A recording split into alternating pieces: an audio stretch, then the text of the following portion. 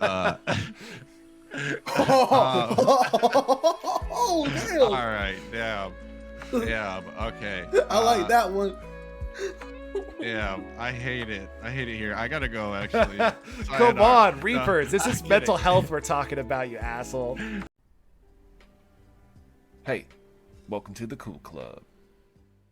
Guys, welcome in. This is the first episode of Hooves, Horns, and Hearsay. I am your co-host, the Moosey Man. Joining me on my right is Miss Brandy / UVUnicorn. How you doing tonight, Brandy?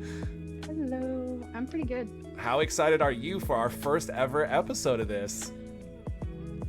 I'm more nervous than excited, but I am still very excited.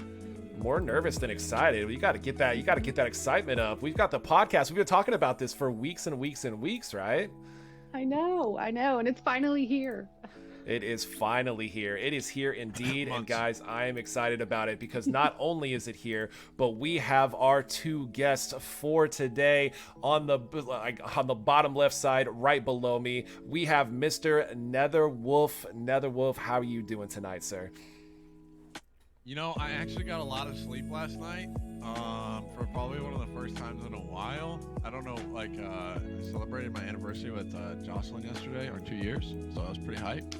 Nice. We were just kind of chilling, and she left around like 10:30, but we had been like kind of just laying there, and I was tired, so I was like, you know what? I'm not gonna do anything. I'm just gonna go to bed early for once in my life, and it felt pretty good waking up this morning. I'm not gonna lie. I feel like I have a little more pizzazz today, you know?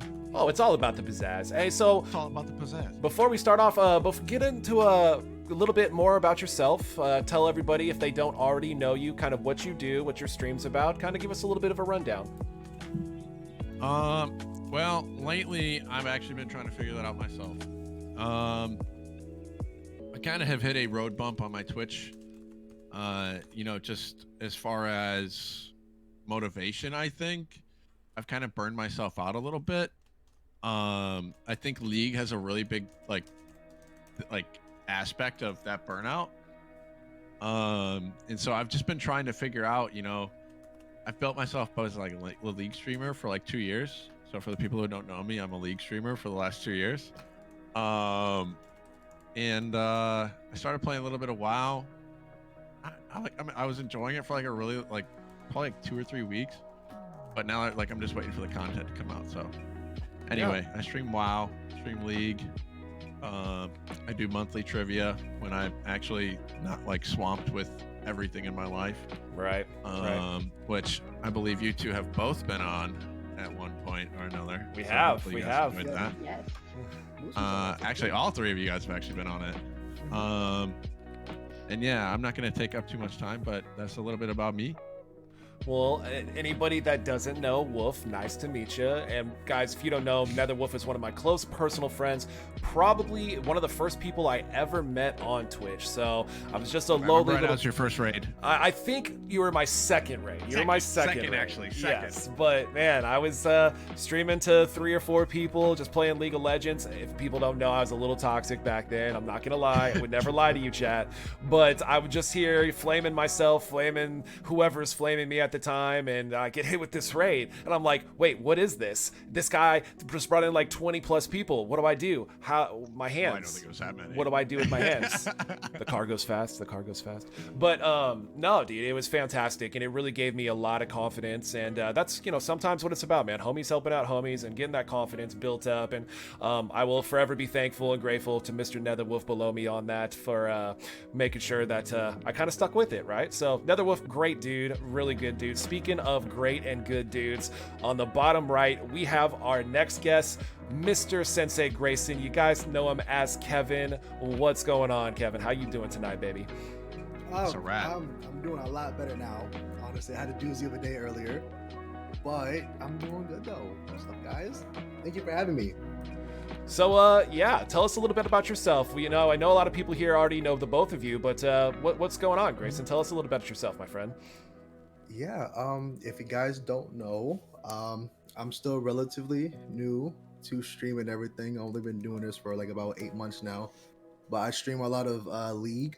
I do now a lot of just chatting where I'm just talking and hanging out with my community. Every single week on Monday, I do something called Mental Health Mondays where I'll talk about everything that's under the umbrella of mental health that's just not fixated on like, depression, anxiety, and just shine light on a little bit of everything. Yeah. And then yeah. I'm so sorry. I'm very simple. I'm such a simple person. I swear. I I'm got you simple on to one a more fault. fact about you. I got I'm you on simple one to more a fact. fault, guys. Because it's both of us. I forgot to mention, Moosey, do you mind? What's You know going what I'm on? gonna mention? What's going on? As far as something that both Kevin and I do, we actually have our own podcast. Oh yeah, I should this have isn't meta. mentioned that. Sorry about that. Go tell us about it. Yeah, we have our own podcast. This isn't meta.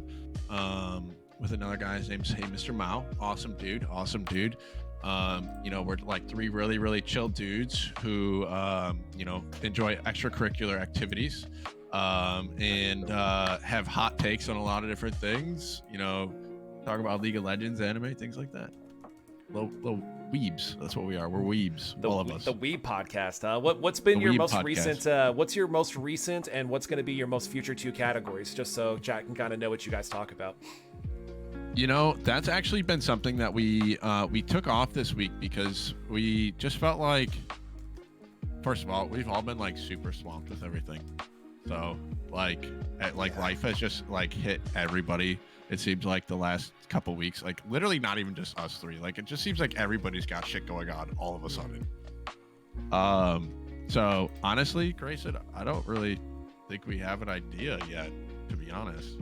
No, not an idea just yet. Like how Eric said, just a lot of things going on unexpectedly, and so we're just taking it day by day and trying to make some time for it. Yeah, I mean that's what you have to do. I mean, we're gonna be touching again. If I guess I haven't announced this. Maybe I did, maybe I didn't earlier. But on that note, the title and I guess the main theme and the topic that we're going to be covering tonight is going to be mental health. The way that we're going to be structuring, and I did this yesterday on the Cool Guy Corner, just so you guys kind of know what the flow and kind of what we're going to be doing here for the entire stream. We're going to be more or less on the podcast picking a main topic every week where we kind of just cover, not super in depth. Sometimes it'll be general ideas, sometimes personal, sometimes it'll be references, and we'll be watching things, and it'll be clips, and it'll be internet things that we look at. And after we kind of get wrapped up with that, we have a few things that we kind of mention and talk to. I'm not going to ruin them tonight. I'm not going to spoil what the segments are, but after we kind of wrap up with the main topic, we'll do some one-offs. We might even do a side conversation here and there if we feel so inclined. Just kind of let the flow just control itself, just smoothly progress however it may. And then at the very end, we take viewer questions. So if you do want to do !join, if you have any burning questions, any burning desires to ask myself, my co-host, or either of the guests that you just need to know, you've always wanted to know, I know that both these guys are fantastic talking about their lives and connecting with you guys and really getting to know you. But if you know or want to know anything, maybe put them on the spot, maybe get a little information out of them, you are more than welcome. So that was what the join queue is for, if you see that notification going off. So yes, without further ado, like we touched on, mental health is going to be something that we obviously, Grayson mentioned it earlier, having the mental health Mondays that he talks about and he has guests on, and sometimes it just helps to vent, it helps to listen, it helps to talk about it. And that's exactly what tonight's going to be about. It's definitely going to be about being able to communicate the hard things, being able to talk about maybe some things that society doesn't really touch on as much as they should. Everybody talks about what's wrong with them physically, but never everybody talks about what's wrong with them mentally. So that's going to be what we discuss tonight. Any questions are obviously on the board if you guys want to ask. We'll be cherry picking some questions here and there and reading chat in the meantime. But yeah, Brandy, do you kind of just want to kick us off with the idea of what you get for how important mental health is to you, how it's kind of been it's something that society's been struggling with? Like, just how do you feel? How do you feel? What would you like to touch on first? Well, since the pandemic started, there's been a huge uptick in mental health and people finding that they're struggling to get through daily life. And I've noticed this in my own children. I mean, they spent a whole year stuck inside their house, with no socialization outside of social media. So you start to see people become reclusive, and a lot of that is anxiety, because there was so much fear about going around and getting sick that people started to develop anxiety. And then there's anxiety about being in groups of people, and it really starts to affect how you function in your own life. So for me, I have moderate anxiety, but when things are out of place or not quite the way I like them, it starts to reflect in how I'm being productive at work, if I'm able to sleep, if I'm being motivated to do the things I like to do. And so then that creates a downward spiral into my depression. This is something I've dealt with quite a long time, probably most of my life. And so I've started going on my journey to finding myself, getting through this. How can I make myself better? Because I've done the prescriptions and everything. So I have decided I'm going to do ketamine therapy. Ketamine not only will help the anxiety and the depression, but because I also have an autoimmune with chronic pain, it is supposed to alleviate that chronic pain. So I have a lot of excitement going into that therapy program, and just seeing what's on the other side of the journey. Since my brother recently completed the program, he's had a lot of great things to say, and I've seen an improvement in him. So I'm just hoping I get as much as he got out of it. Can I touch on something really quick? Oh, of course. As far as that anytime. goes? Yeah. As far as like the whole ketamine therapy, I don't know how, like, let me ask you a question. How willing are you to like dive into certain maybe like topics, necessarily like about how some drugs have like therapeutic uses? Oh, I mean, anything like that is on the table. If you'd like to talk about anything that you've heard, anything that you actually have either a personal reference or somebody that you know has personal reference with, it's more than welcome to bring up, Mr. Wolf. I bet. So I was actually like touching on this on my stream like last week, and somebody was kind of concerned. They were like, maybe you shouldn't be talking about this on stream. But I'm like, I'm not. When I say that I'm like saying this, if you're gonna do something, be responsible, first of all. Right.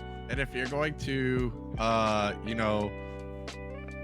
use certain things, make sure it's like medically prescribed if possible. So what I'm gonna get into is sometimes the use of like psychotropics such as like mushrooms or acid is actually known to help people with memory disorders. It's known to help people with things such as Alzheimer's and things like that in like microdosing situations.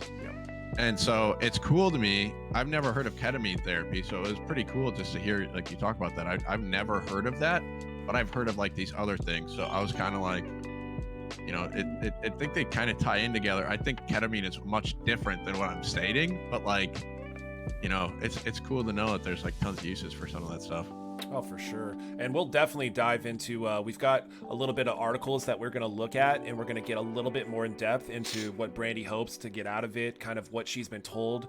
And we definitely want to make sure that, all avenues are definitely helpful. But like you said, just make sure that you either have professional help or at least know somebody that has a great idea of how to go about doing it. So Grayson, in your history and your past, the program I'm doing. Oh, go ahead. It's through a doctor. Yes. My program. Let's go ahead and disclaim that. But so Grayson, is there something that you want to start to touch on so we can open up some dialogue and kind of get things kicked off that is more or less more important to you?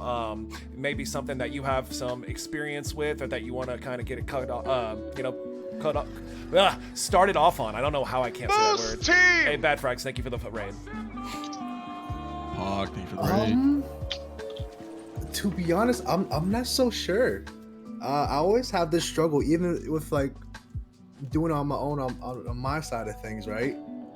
So I don't know, something that I just that me myself that I personally struggle with is just like mainly just depression, and then like with my anxiety and everything, it's just all that right there, and it's just a lot of people don't know because I'm always like super happy and upbeat, but then like I'm super honest with myself with stream and everything too, so I definitely like show a lot of my bad days too, but I don't know because it's something that I'm still struggling with to my for myself, like even talking about it now, it's just like I don't really have a clear direction, but I have a sense of where I want to go with it, you know what I mean? So Right. even with myself, like I'm still learning, and then like having the mental health Mondays is like it's how can I say, it's almost like enlightening because I'm learning as I'm doing it too, right? And so like I'm learning more about all these other things that has to do with like mental illness, especially when it comes to depression now, and yeah, like I'm learning day by day with it. So It's almost like a little therapy session. Honestly, I did it at one point. It's like mhm. it's almost like a little, you're getting unlicensed therapy through like chat. Yeah, I gotta remind Chad that I'm not a doctor or anything like that. So please don't take anything take it with a grain of salt. No, I mean, speaking of chat and Twitch in general, I'll tell you what, you guys hit on that perfectly, and I'd love to touch on that. Just a little bit about my background. I know you guys kind of touched on how it's affected your lives. I can say that I've had issues. I've never been, I guess depression comes in all shape, ways, and forms, right? There's clinically diagnosed depression. There's depression fits and spouts that people can go on anywhere from a few months to a few years. There's really no correct timeline to be able to deal, not just with the depression, but with any mental health issue. My parents divorced when I was at a young age. It didn't really affect me, I guess, as hard as I realized that it did until later in life when I was able to kind of process and be able to cognitively realize what it was that I was going through, the two different worlds that I was traveling between. And when you're younger, when mental health hits you at an age that you're not able to understand quite necessarily what it is you're feeling or thinking in any kind of logical way, or at least knowing or having the knowledge base to understand it, it's a little different from when you've suffered from something later in life. I know that I've had some situations where either I've gone through a breakup or I've lost a job in a situation that I thought was completely unfair, and it's something that I was very prideful, and you put so much emphasis in who you are and what you do, and I've definitely gone through these periods where it's definitely something that I can say is the closest thing to depression, or something I can say is the closest thing to massive self-doubt and paranoia. And there's a way to, like, I want to touch on this later too, the ways that people we know to cope, or we know, not necessarily like what Wolf said earlier as far as if it's a substance or if it's psychedelic, but we're going to touch on ways that we know that helps, whatever the case may be, whatever the health issue that we're going through may be. But going back to the original point that you touched on, Grayson, I never thought that I would be moving into the social atmosphere such as Twitch, where there's such a support system. Like you said, his chat knows. I'm sure a lot of Nether's chat knows. If Brandy will ever stream again, I hope her chat will know. Wink, wink, hint, hint. But it's to the point where I'm so happy to log on and be able to talk to people, not only within my chat, but with other communities, be able to express myself, be able to, if I'm having a bad day, if I'm having a good day, being able to share those triumphs and downfalls, to the fact that where I have a whole community that picks you up and reassures you. And I mean, sometimes the best thing you can do is just reach out, no matter how way, shape, and form it is. And Twitch just became something that it was like kind of my social circle, right? It was my extrovertedness coming out on an online form. So, I mean, I want to touch on that. And Brandy, I know that you only streamed for a short while, but you've been part of the Twitch world. As far as the social media can have like a downfall or an upswing, and how people can process and deal with mental issues, either it be Twitch or any other media that you kind of escape with, or that helps you, or that helps support you. I mean, how do you see anything in that light? For me, social media is not helpful. because I am introverted, and then when you put yourself out there and it goes unnoticed, you know, like you don't get the fake internet points and things, that kind of adds to the self-doubt. So for me, I don't seek what I'm looking for in social media. Now I know other people do, and it works out for them, but me, it's just, there's so many other things that I need to do. Like, oh, let me go and self-reflect. Let me just be with myself. Let me reflect on what's going on. Let me reach out to the few close people that I have, get some feedback from them, and just process. But I'm very insular, so. But if as it works far for as you, do it. so do you see, and like, even if it's Twitch, even if it's Instagram, Facebook, even if, I mean, it could even be video games. I mean, I guess I guess video games are different than social media, so that's a whole different story. We all play video games to escape our realities. Let's all be honest here in chat, and the four of us. But yeah, you see it as, I mean, even the ways that you can communicate with your friends or your family. I mean, it's just overall more problematic than it is helpful in those situations for you. Yes. I mean, and even with one of my daughters, it is problematic because, again, you know, she's going through Instagram or she's going through Snapchat, and she's seeing that nobody's paying attention to her, but people are paying attention to her friends. And so it's so toxic. It is. Like, and social you media have is to one of tell the worst things for a kid's mental health these days. And like, honestly, like, so many people's mental health. Like, Yep.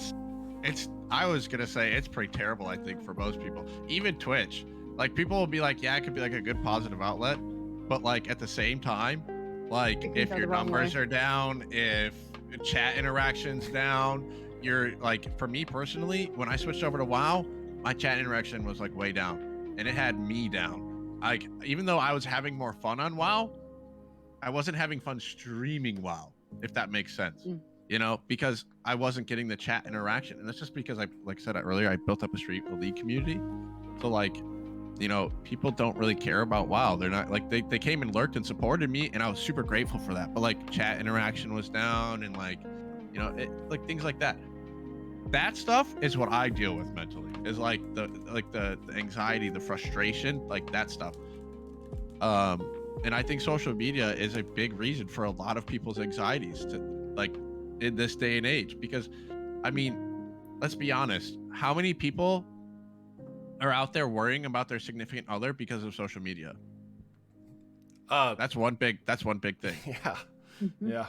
Yeah. You know, like, it's so easy for people to cheat these days, you know, whether it be emotionally, whether it be like through social media, because of social media. Like, Tinder is a thing, which I'm just gonna preface this. I met my girlfriend on Tinder. But that, like, after that, the app's gone. Yeah.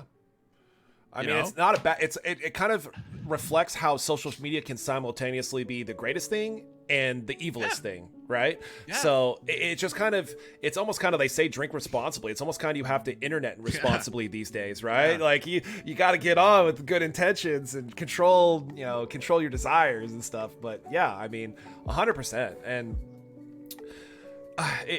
that just really touches on, it kind of depends on the state of mind that you are while you're using those applications or those websites anyway, right? I mean, so Grayson, when you find yourself in a situation to where you're like, oh, well, you know, maybe this is a little too much, maybe Twitch is a little too much, or, you know, if there's something that is kind of irking you, maybe you're not getting those likes on Facebook, maybe you're not getting those retweets. I know that a lot of people really tie themselves to kind of their self-worth as far as how people or society see them via their social media.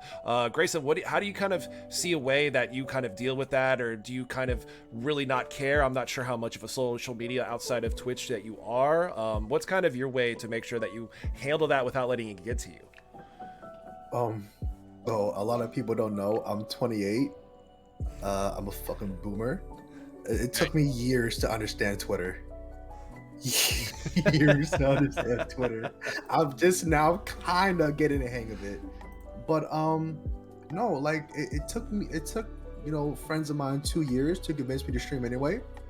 And I finally did, and I started earlier this year, but I never had the intention of streaming to like let it be like whatever big whatever, right? There's like, you know, there's like you're good at this, just go ahead and do it. So I did it, and I never worried about like numbers or like I don't care, you know, like it's not it doesn't matter to me. Like I just want to stream and like and just have a good time and just continue to meet new people and just like build a community like now because like of where it's gotten. But like early before, like no, all I did was just stream like League of Legends and everything, and I was just playing with friends, and then people will come in here and there. Then I met, you know, Eric. Then I eventually end up meeting you and everybody else. And I was just honestly, I was just trying to like, you know, make some friends that like the same thing as I do. And so with numbers and all that, it never mattered to me from the beginning. So you're saying you post that spicy Facebook status and you don't get at least 20 likes, you know, wake up the next day like, fuck all y'all then. No. Like if I post something, I'm gonna post it regardless of people like it or not. Yeah. Like me, like it never really bothered me at all. Yeah, no, and I mean, but we're seeing, and Brandy touched earlier as far as how I guess we came up. I would say the people that are the four of us, and everybody in chat seems to be giving you shit saying 28 means boomer. But we kind of came up in the age of where we saw kind of everything before the internet and social media and technology. We were able to see how it was, you know, like AOL, AIM, ASL, bro, ASEC location. Where you be, dude? Yeah. What's up, girl? Oh my I God. know. Till this day. Yeah, I mean, we came up in the world that we saw what it was before to have so much of a social interaction outside of anything to do with any device, without having a phone in your hand that you can literally, you know, connect with anybody, do anything, see anything at any point in time. And then we kind of saw what it evolved to. So the thing is, in the younger generation, and especially in the very younger generation, I saw my little brother kind of grow up in a world that it didn't necessarily ever have the fact that there weren't social media, or there wasn't something that was so much intense pressure to be cool, or to have so many friends that are on your Snapchat, or to make sure that you're tying whatever that entity of your social presence and online is, that it became to a fact where it's hard for them to have Grayson's mindset and say, hey, I just don't care. I mean, there are people like that, but I feel like that's few and far between. And Brandy, that's kind of where you can kind of take over. I know that your kids are all in that age group that I'm just talking about, that had necessarily that problem that is so psychologically something that we can't even relate to, being from the quote-unquote boomer generation. So what do you see as far as, like, how has that affected them? Like, what do you think would have been different if they didn't grow up during this time? They would have some social etiquette for sure. I mean, even it's just insane how they are, and how much the access to the internet has created these little entitled beings with severe anxiety. You know, it's like they've never not had a screen in front of their face, and they still struggle with social interactions outside of their family. And it's frustrating because I'm not going to say I didn't raise them that way, but I didn't raise them that way.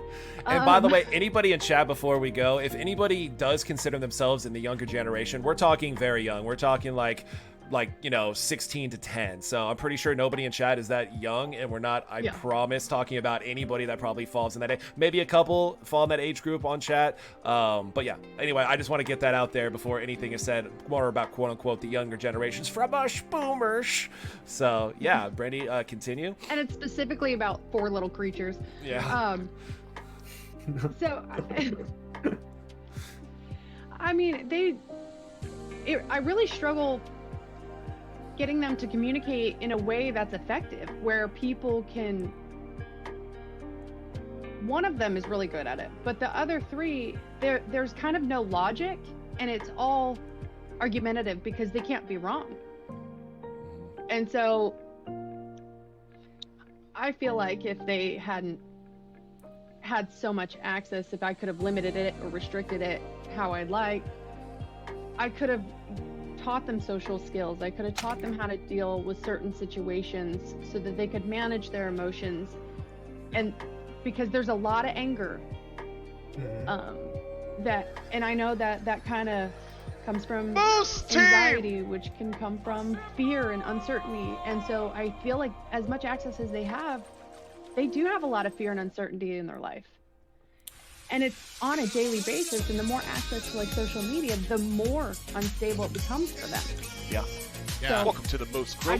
I really, really wish that they wouldn't have grown up so connected, but if I can teach them how to manage it and not let it affect them mentally or emotionally, then that's my goal, so that they can be stabilized by the time they hit the real world. Oh, for sure, for sure. I can completely relate to that. Let me take a quick break for the next point. Fall Down Moon, thank you so much for rating my stream in this economy. Dude, you coming up in here like that? What's going on, everybody? Welcome in. I say, Kaylin, thank you so much for the follow. Mr. Jaegerman, what's going on, brother? Jew Boy, what's good? Bish is back in the building. Welcome into the first episode of Hooves, Horns, the Hearsay. If anybody doesn't know Miss Fall Down Moon, go give her a follow now. Thank you so much for the raid, and welcome in, everybody. So, yeah, Netherwolf, as far as what you see from kind of how you maybe used to function, I know that, like, I think that I was almost kind of more of a social person and kind of mentally happier when I wasn't necessarily ever worried about kind of what my phone was going to go off and say. We're not even touching on, like, the fact that celebrity universes always pressure you to be a certain kind of way, will drag you down mentally, and will always make sure you have to fit some kind of mold when you look on the phone and you follow who you're following on Twitter. I mean, do you see, Wolf, any time that, or would you consider any, like, I know it was a while ago, but that you were a little bit more carefree, maybe you were a little bit more mentally healthy because those weren't worries that you had? Well, I mean, like I said earlier, for me personally, I've been streaming for a while. You don't always see the growth you want, and I think 100% is. I think that is a big factor on mental health. For me, I'll kind of like lay it out for you. So I had like a really, really, really strong like 6-month span, super strong, and then it kind of slowed down. And let me preface this. I'm happy. Like, I love streaming. I think a lot of it has to do with my game choice. Like, legitimately. The second I switched off of League, it was crazy how much it affected my stream. I was hoping it wouldn't, but like, it was crazy. And what that does to my mental, and Grayson will know, because I'll talk, like, I've talked to Grayson about this. Like, it really affects me because I've built something for the last 2 years. I've like really gone hard on streaming, and for the last 6 months, I've put in a lot of networking. Found some awesome people to like talk to. I've met a lot of like great League players. Some popular League players. And I didn't do it necessarily to like, clout chase or anything like that. But it just kind of happened. I met Stoli, and then through Stoli, I met like a couple other people, and then from those people, I met other people. And before you knew it, I was like connected in like this high elo League community, and had like a great trivia. I had like a League trivia, and doing just a League trivia with my community, and then like all like the other people that like I had on, it was like a super smash hit, right?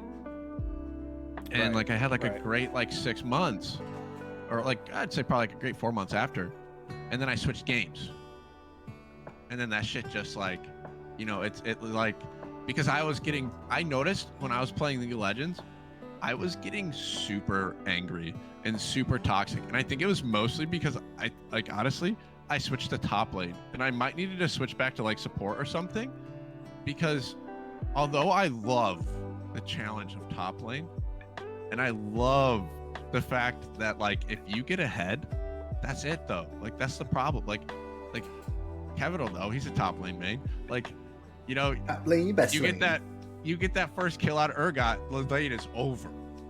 It's over. Just like for Fiora, like if you could get that first kill out of Fiora, like it's just snowball from there. But if you get killed first, oh, it's the most dreadful thing because you just lose. You just lose. It's fucked.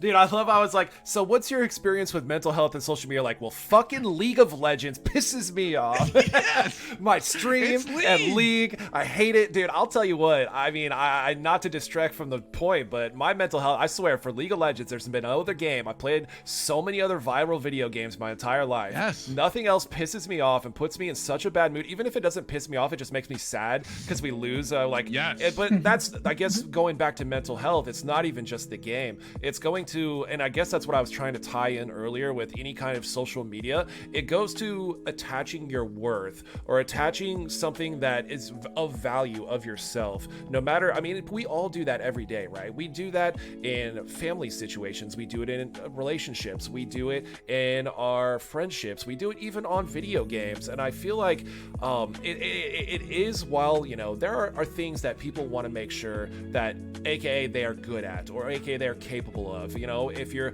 I guess these people that are social media stars think they're good at influencing, quote unquote, or dressing or styling or saying, you know, having the right cars, they're talking to the right people.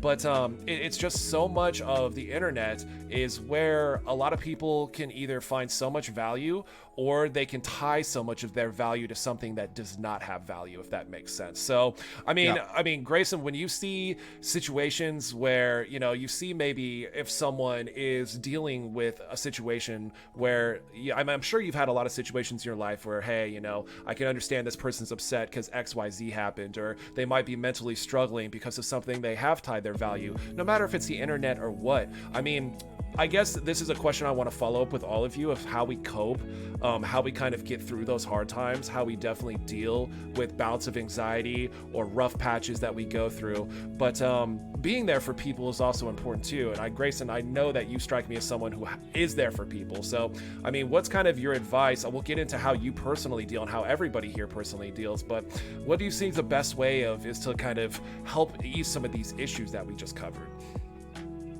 Honestly, it's something that I've been struggling with myself for years as well, but just as simple as reaching out to your friends and just talking about it. As simple as that. It's something that I struggled with for so long, because I thought by me reaching out and putting, you know, my problems and my issues onto someone else's, like, I didn't think no one would really want to listen or even want to help. So for a long time, I just kept it to myself, and I found out that's not healthy, not at all. It's super self-destructive, because you're just really left alone to it, dealing with it, and not having like any advice or any way of like just releasing it. It's bad, man. It's bad for your mental.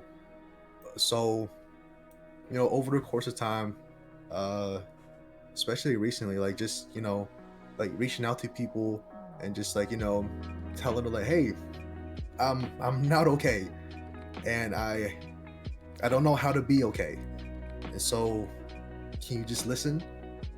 And, you know, just letting it out, and then just talking it out, and then you know, if there's you know, figure out, you know, a solution, and like, you know, and a safe and healthy solution, you know. Exactly. Because I know personally, like, when people, you know, deal with depression and stuff like that, they think of like, you know, that one way out. And believe me when I say that it does more harm than good. Even though you think to yourself like I'm better off, and everyone else is too. It's not the case. Believe me, it's not the case.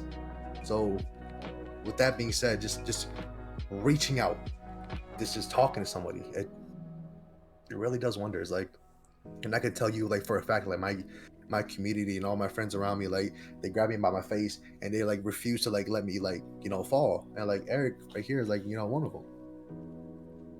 Yeah.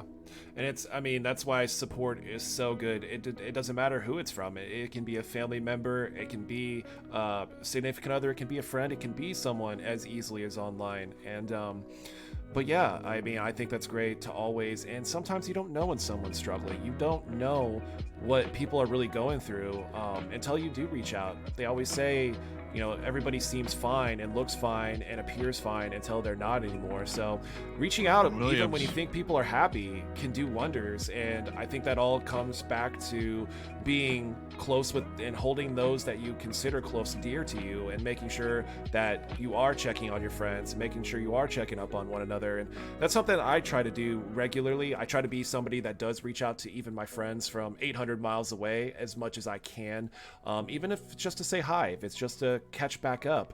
But Wolf, same question back to you, as far as how do you kind of, when you have those bad League of Legends stints, or you have those times where your streams are going rough, or you have any other rough time where there's, you know, it's just getting to you, your mental is falling, you're understanding that your energy is lacking, kind of what do you think is the best coping mechanisms that you have found, either yourself, that you've read up on, that you would like to try, something that's worked in the past that maybe somebody in chat might hear and say, you know what, I've never thought of that before, maybe that's something that I would consider? I mean, what do you have for experience in that?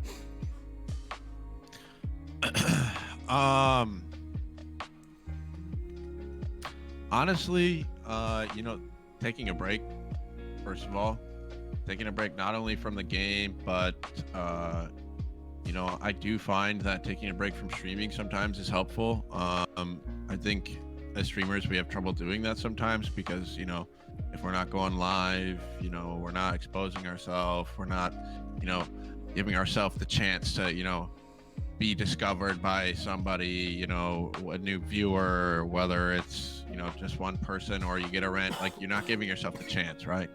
I think we all kind of feel that way, especially now that we're like streaming. Would you guys agree? Like it's hard to take breaks, you know, and you know, you wanna, for me, I look at this as like a part-time job now. Honestly, with how many hours I stream, it's damn near full-time. You know, or try to stream like you know, I try to stream about 100 hours a month roughly.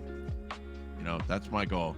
And you know, setting goals like that are more achievable, and I realized, like, you know, you have to set achievable goals, not necessarily like viewer goals or sub goals, like that you're like you can, like goals that you can physically make happen yourself and not rely on someone else is what I've been trying to focus on.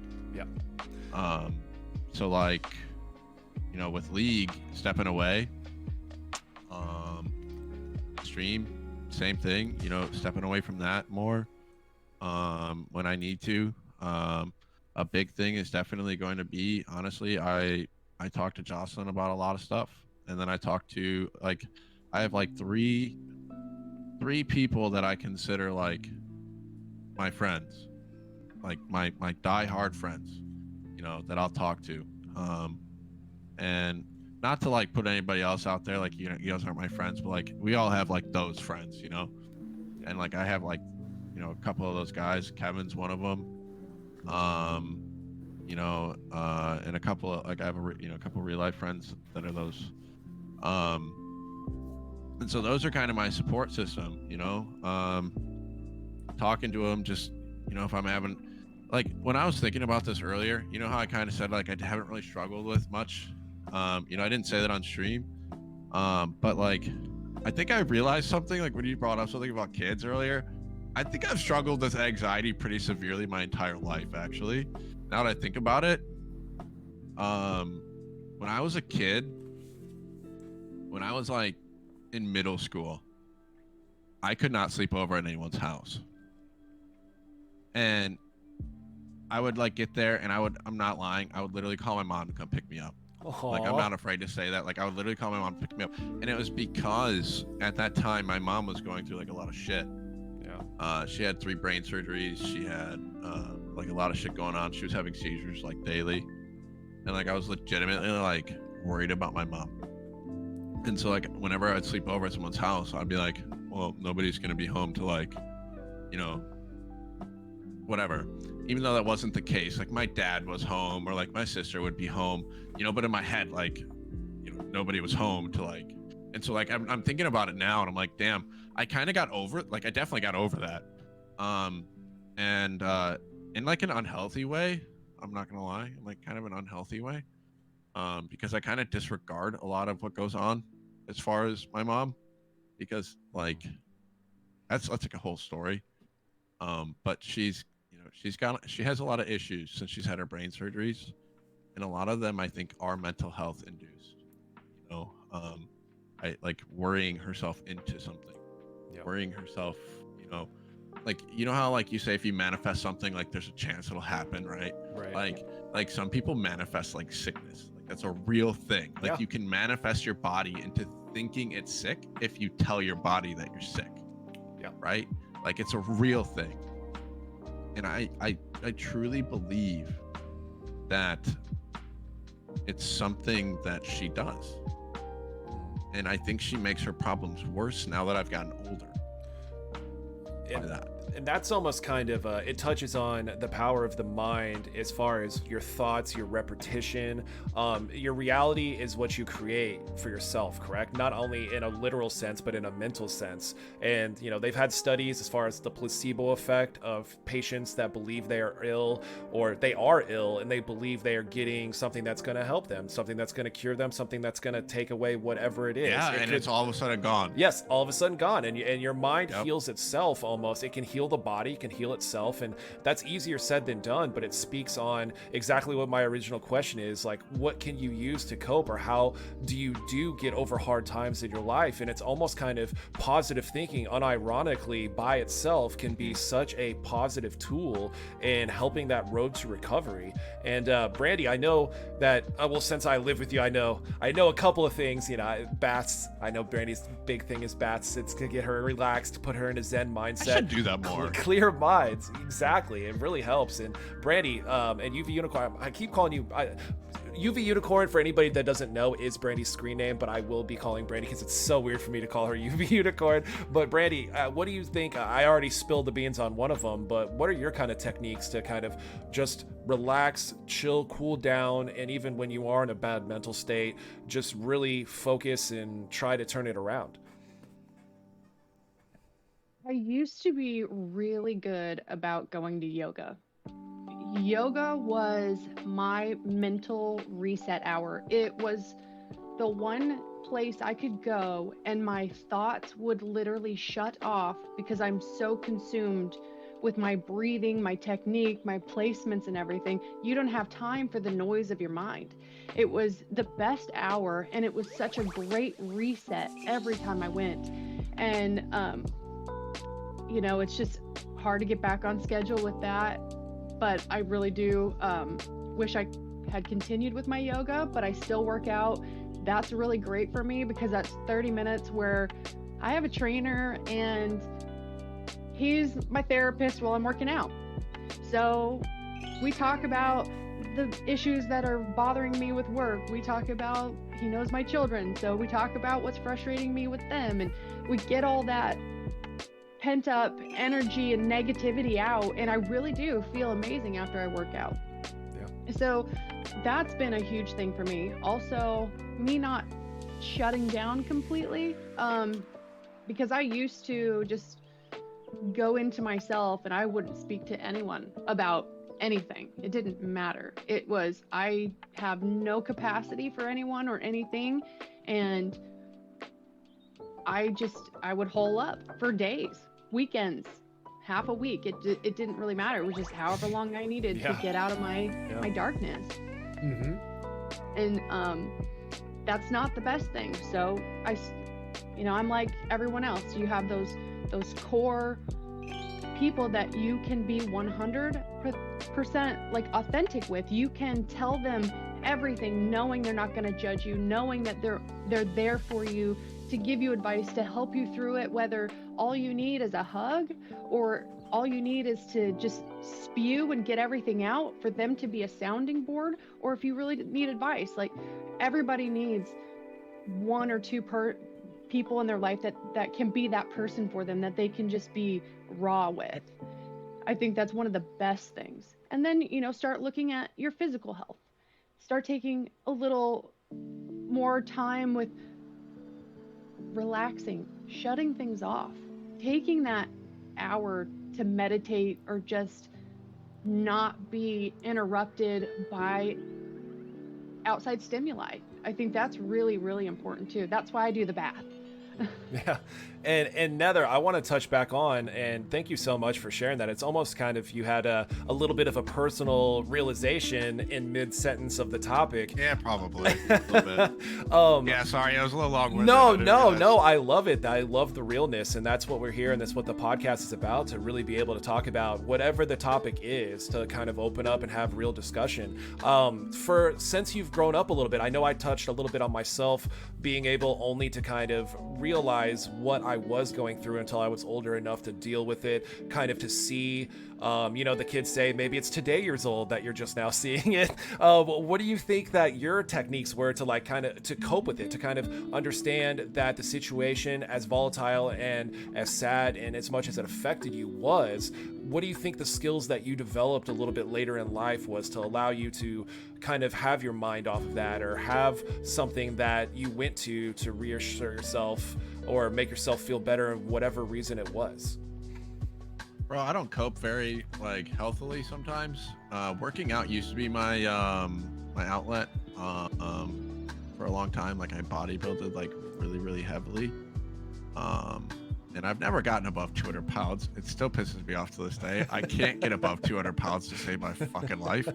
But I bodybuilded to the best of my ability. I was on a seafood diet. I would seafood and I eat it. That was like my big problem. I couldn't stay on a diet, like literally. So speaking of that, I literally got a call today from LA Fitness saying that, my card had got declined. Oh, I had canceled that card. I'd canceled that card and I'd forgotten that I had my LA Fitness on it. And when they called me, they're like, hey, you need to pay this or else you're gonna be late. I'm like, bro, I haven't been to the gym and look at my account in how long? And it's literally probably been like a year and a half. And I've been paying for this membership. I didn't realize. I keep forgetting. It just auto pays. And then he's like, yeah, by the way, you're gonna have a late fee unless you can pay today. And I was like, fine, take my money, but I would like you to cancel it. And he's like, nah, I can't cancel it over the phone. And then I was like, that's a little sus. But blah blah blah. I got kind of pissed off at the guy. He didn't even I was like, you know what, never mind, okay, thank you. And he didn't even say bye. He hung up on me, and I texted him back. I was like, nice to know that you hang up on your customers. And then he goes, I can get that canceled for you over the phone. And I was like, okay, so now that I'm calling you out on being shitty over your recorded line, anyways, that's a whole whatever. So canceled that. So that's not even an outlet for me anymore. Herbal things help me. There's that herbal things are definitely great for that. It has helped me with my ADHD, lots of different things. I've had ADHD since I was a kid, so from what I understand, that actually does come with the realm of anxiety. I've learned that later, but honestly, as far as coping with it, I was in corrections for 3 years, and that made me stone cold in a lot of different aspects of my life.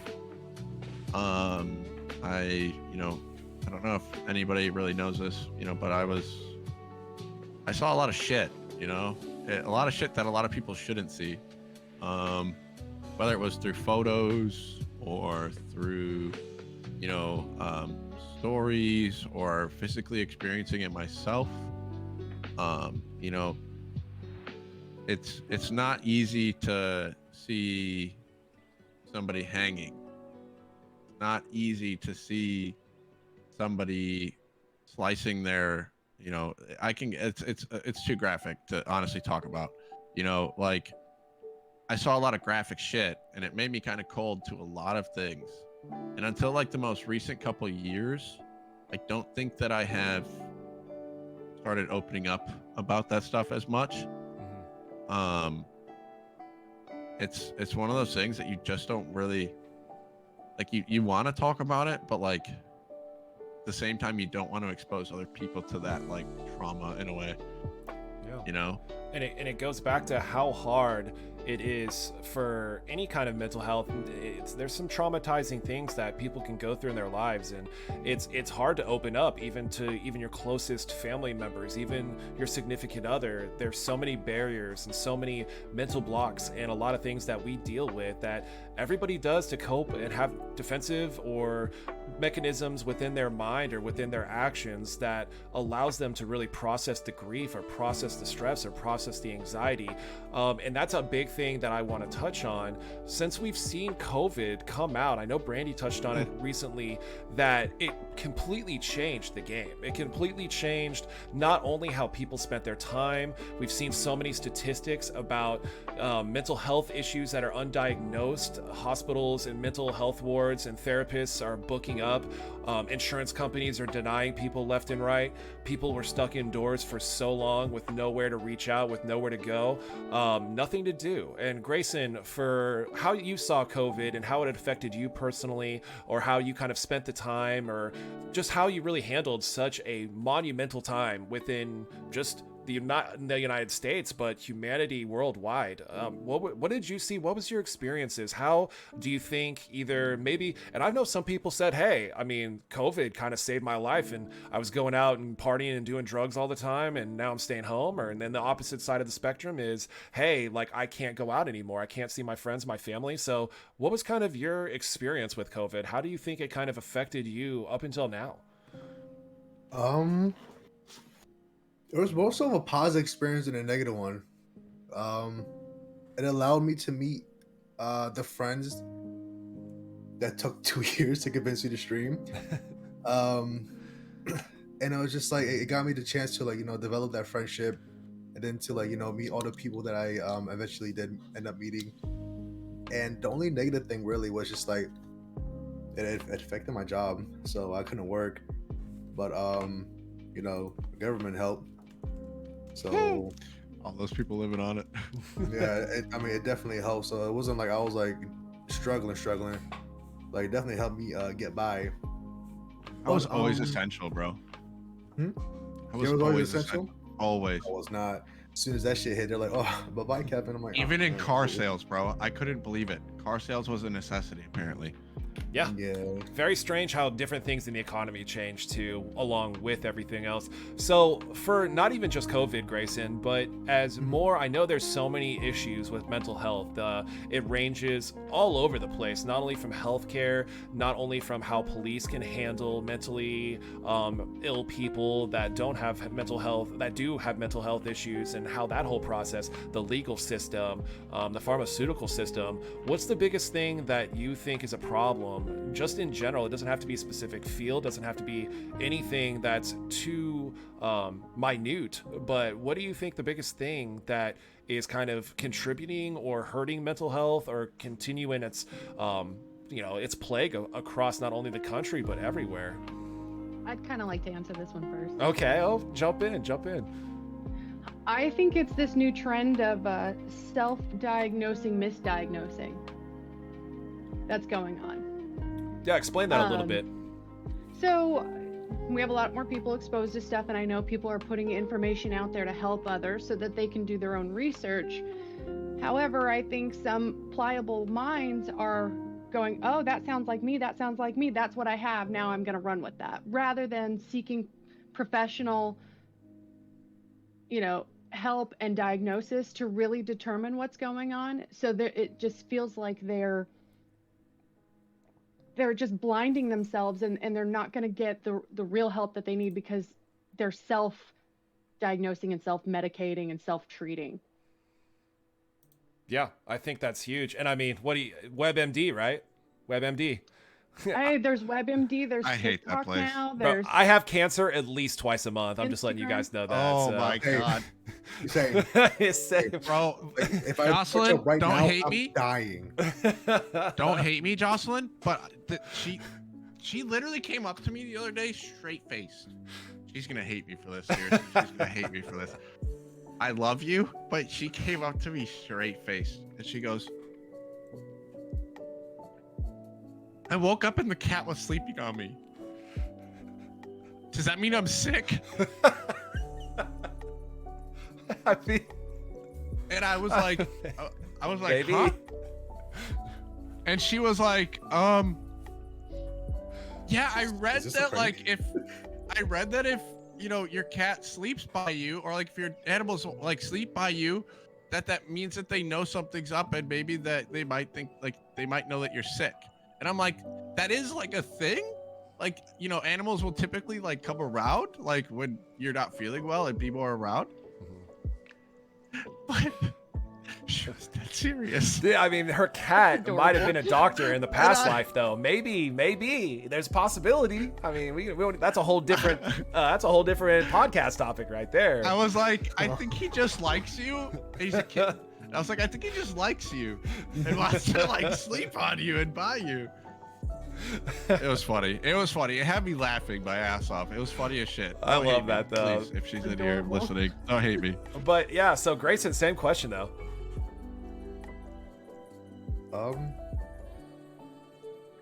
I'm sorry. What was the question? The question is, what do you think the biggest problem with mental health is? It can be about anything in society, about how people look at it, how it's just not diagnosed, how there's a shortage of therapists. I mean, there's a list of about 20 things I can go through, but what do you think the biggest contributing factor is? What is the biggest problem that we're seeing right now that is making mental health be such an ongoing issue?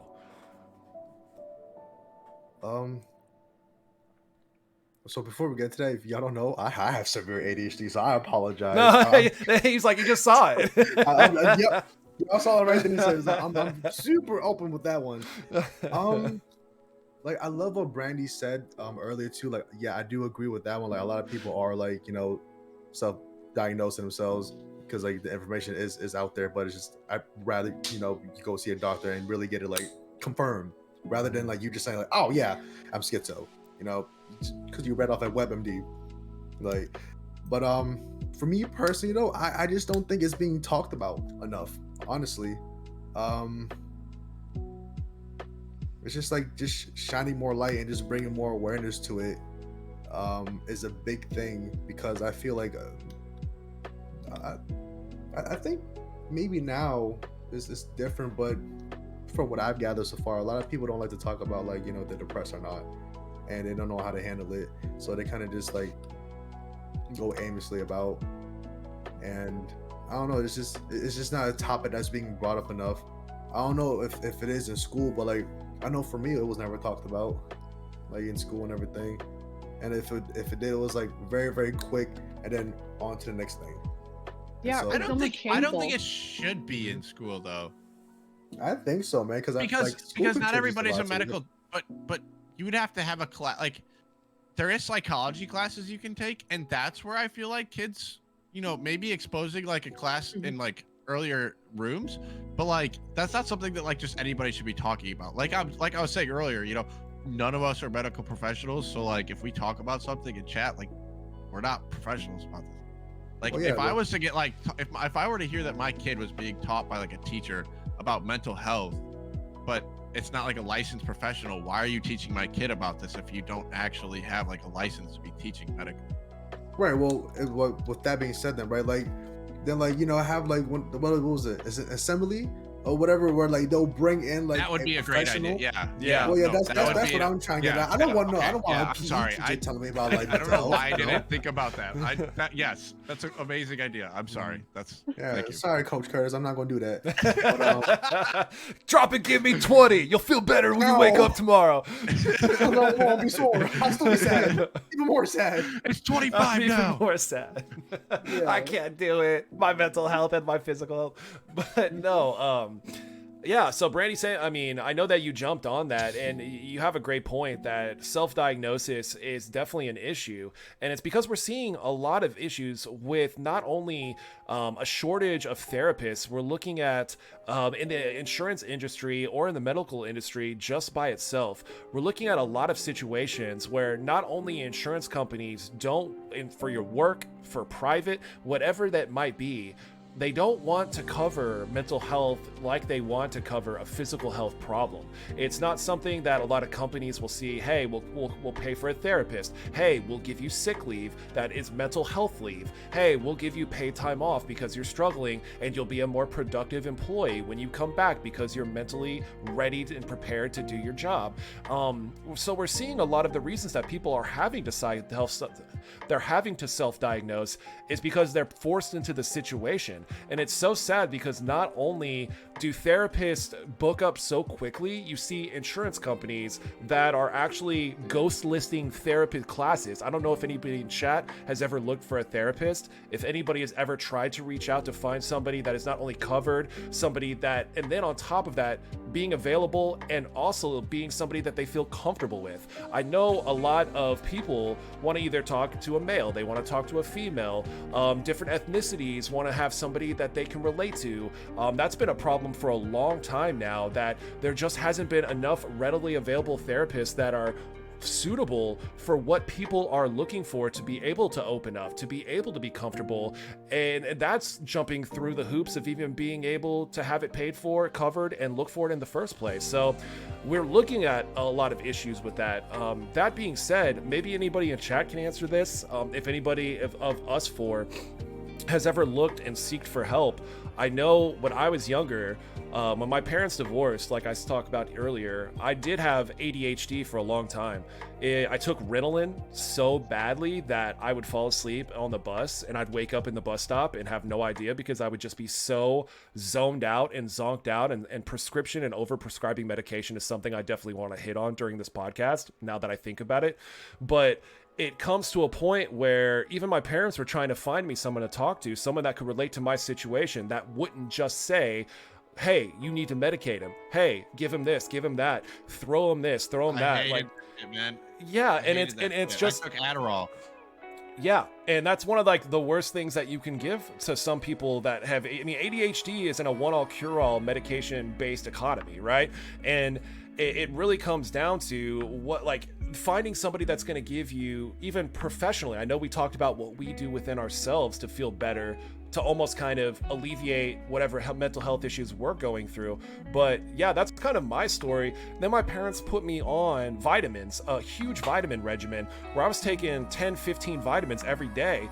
And even something as simple as that almost completely corrected me within 6 months after going through a year and a half of, hey, he should take this, hey, he should take that, hey, he should do this, like pulling them out. They tried to put me in a behavioral special education program where if I would have been, because they figured my behavior was so bad, to limit my mental abilities to be in school, that I might have not had the educational opportunities if my parents didn't decide to take the situation under control and do what they thought was best for me, right? So it's crazy. I mean, and on that topic, so Nether, I'll jump on you first. Have you ever had that issue where, like, I guess you just said you were prescribed Adderall, maybe that wasn't the right thing for you? Were you having problems like with your family or yourself individually finding someone, getting the help that is needed? Have you ever had issues? Kind of what's your story behind that? I hated Adderall. Yeah. I took Ritalin, I think, for like a very small amount of time, and then they switched me to Adderall, 30 ml, like the highest dose XR. Literally, I was on the highest dose.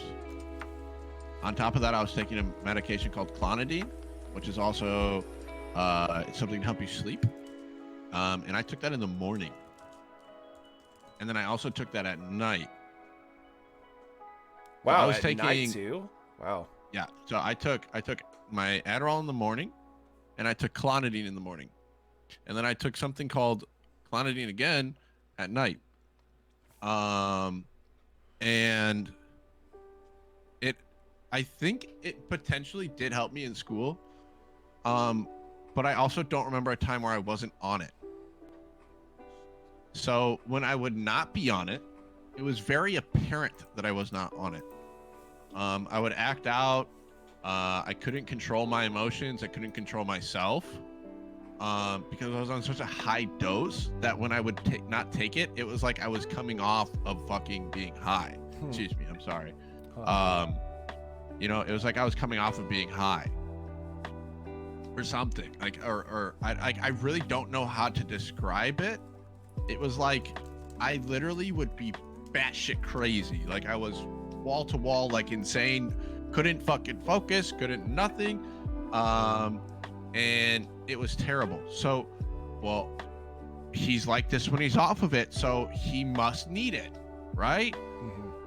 But I think it was because I had been taking it for so long, and I had been taking both for so long, that when I would forget to take it in the morning, because let's be honest, I didn't want to take it, so I would forget often enough, because I didn't eat when I was taking Adderall enough. It like made my when I was in high school, I was first of all, I think it was a big reason why my growth was stunted. I've heard that Adderall has a effect on your puberty. And I didn't hit puberty until I was like a junior, man. Like legit. I grew from being 5'4" to 6'4" in 2 years. Oh my gosh. In 2 years. That's crazy. So I have joint problems. Like I have issues because of that. You know, like I was saying, like I would be off the walls, crazy, batshit, and like I would get made fun of. I was bullied because I was small. Honestly, and I attribute a lot of that to my Adderall. If I didn't take Adderall, I probably wouldn't have been as small as I was. I probably wouldn't have been like the fucking weird, crazy kid, because when I wouldn't take my Adderall, I was the weird, crazy kid, you know? It's just like, I don't know. I hate that drug. I hate any ADHD medication, honestly. I think to top it off, I had heart palpitations, and I found out that once I stopped taking Adderall, my heart palpitations went away. And I think it potentially did help me in school. But I also don't remember a time where I wasn't on it. So when I would not be on it, it was very apparent that I was not on it. I would act out. I couldn't control my, and I think it potentially did help me in school. But I also don't remember a time where I wasn't on it. So when I would not be on it, it was very apparent that I was not on it. I would act out. I couldn't control my emotions. I couldn't control myself. Because I was on such a high dose that when I would not take it, it was like I was coming off of fucking being high. Excuse me, I'm sorry. It was like I was coming off of being high or something. Like, I really don't know how to describe it. It was like I literally would be batshit crazy. Like I was wall to wall, like insane. Couldn't fucking focus. Couldn't nothing. And it was terrible. So, well, he's like this when he's off of it, so he must need it, right? Mm-hmm. But I think it was because I had been taking it for so long, and I had been taking both for so long, that when I would forget to take it in the morning, because let's be honest, I didn't want to take it, so I would forget often enough, because I didn't eat when I was taking Adderall enough. It like made my, when I was in high school, I was, first of all, I think it was a big reason why my growth was stunted. I've heard that Adderall has a effect on your puberty. And I didn't hit puberty until I was like a junior, man. Like legit. I grew from being 5'4" to 6'4" in 2 years. Oh my gosh. In 2 years. That's crazy. So I have joint problems. Like I have issues because of that.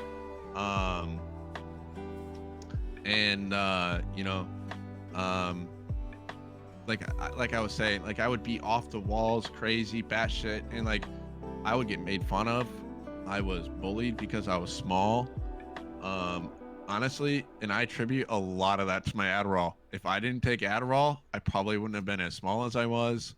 I probably wouldn't have been like the fucking weird, crazy kid, because when I wouldn't take my Adderall, I was the weird, crazy kid, it's just like, I don't know. I hate that drug. I hate any ADHD medication, honestly. I think To top it off, I had heart palpitations, and I found out that once I stopped taking Adderall, my heart palpitations went away. Huh. Wow.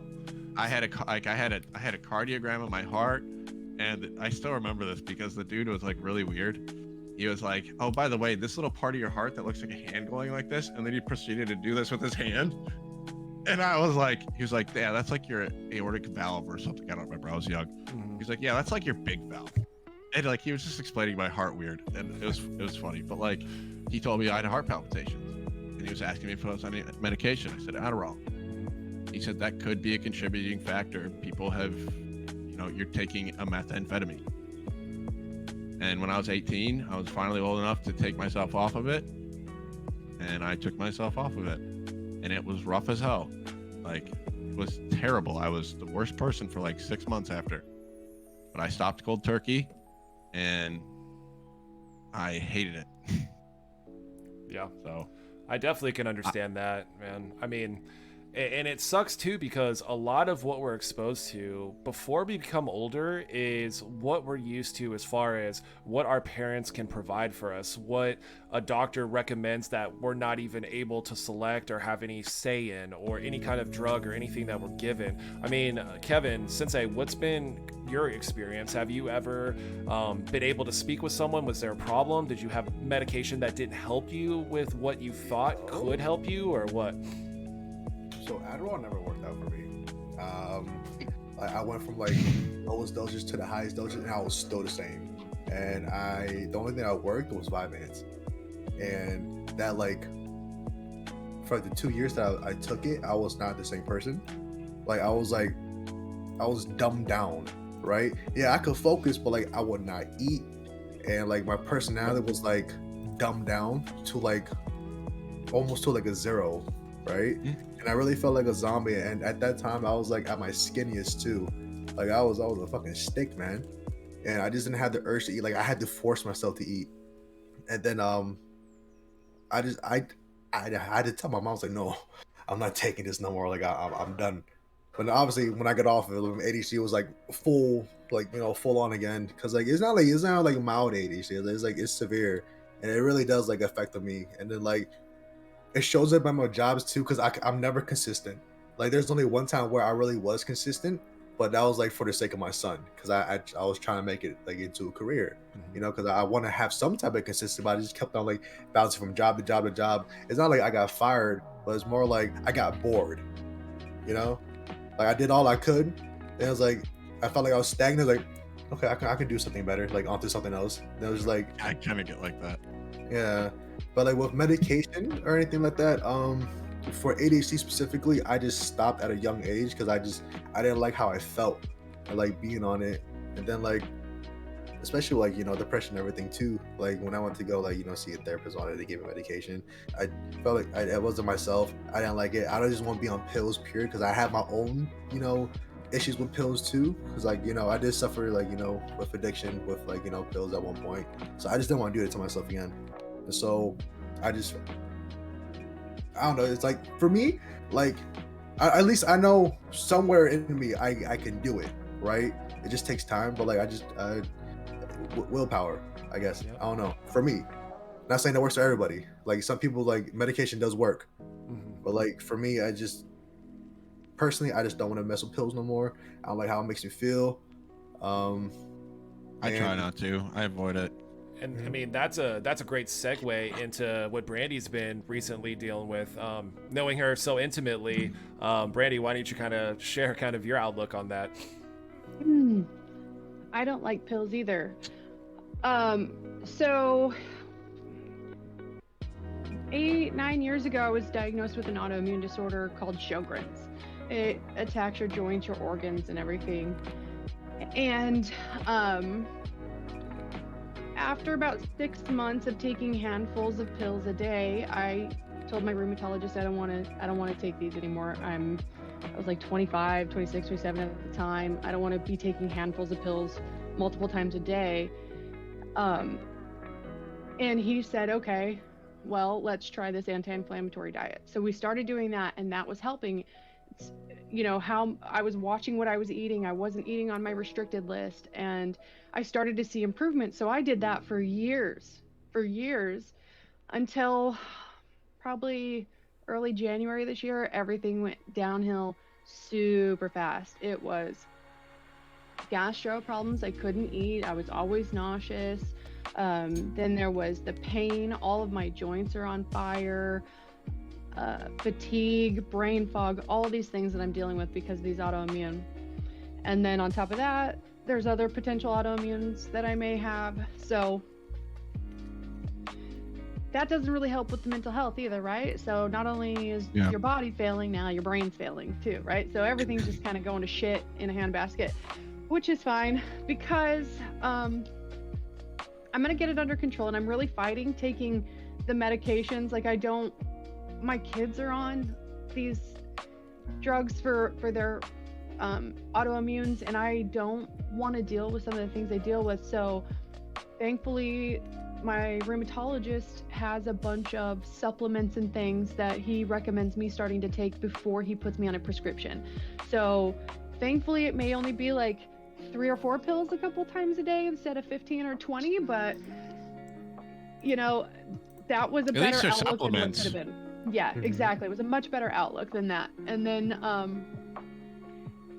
with the ketamine therapy, I'm hoping that's going to help with some of the other stuff with the chronic pain, the brain fog, and that sort of thing. So there's a lot for me to look forward to and not have to go down the prescription drug route.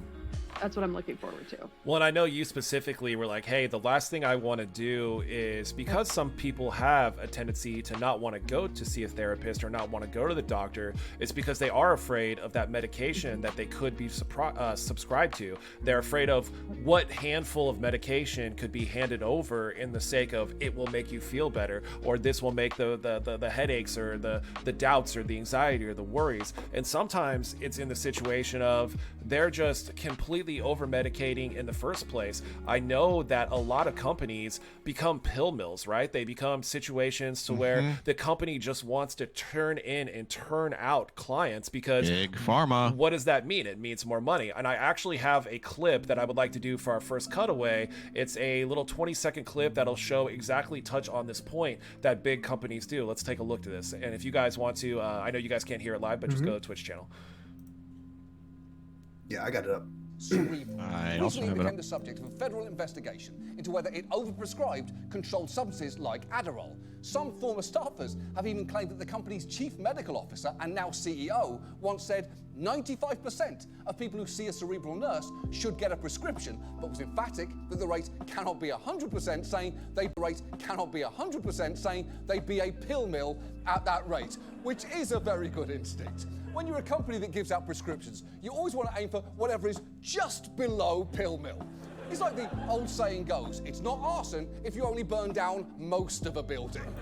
And I really do believe that's a good point. I mean, a lot of companies, they do look in the situation of how can we make the most money? How can we treat mental health like a profit-making system? How can we, and that's why I don't think that necessarily people put the places and the tools and the efforts behind actually fixing it, because the more, and it's just like being physically ill, the more mentally ill people that you have, the more money that can be made off of, quote, just trying to patch it up, being reactive, not being proactive, making sure that you're putting a band-aid, not actually getting to the root of the problem and fixing the situation from where it comes. So with that being said, I think that a lot of proactive things can be done, as far as we've touched on before, eating well, treating your body well. But so Brandy, back to you. What do you think is some of the measures that can be taken outside of just throwing pills at it, can just be done, at least in the medical system? I know that the therapeutic work can do wonders,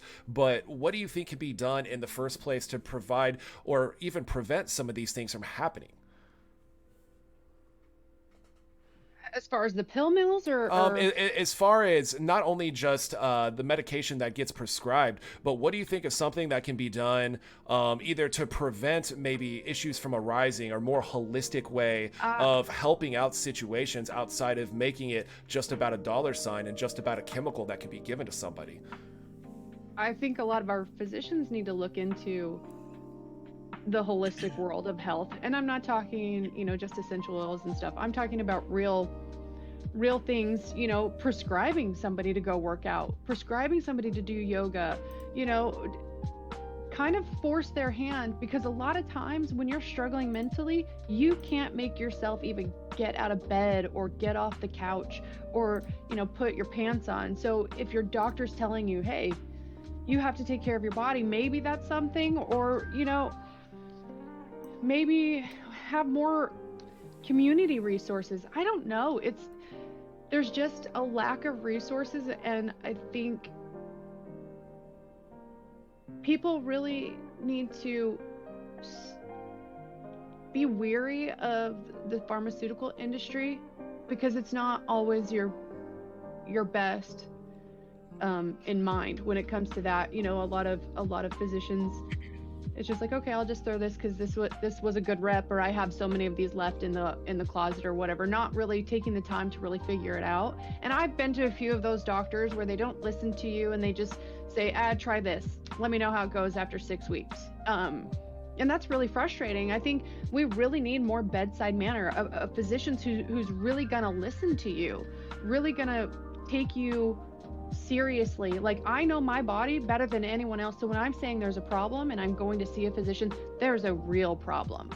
Yep. And a lot of times it's hard for certain groups of people to be heard and actually listened to within the medical community, especially, like, I used to be 100 something pounds heavier, and it was, just lose some weight, you'll be fine, lose some weight. That's really frustrating to hear when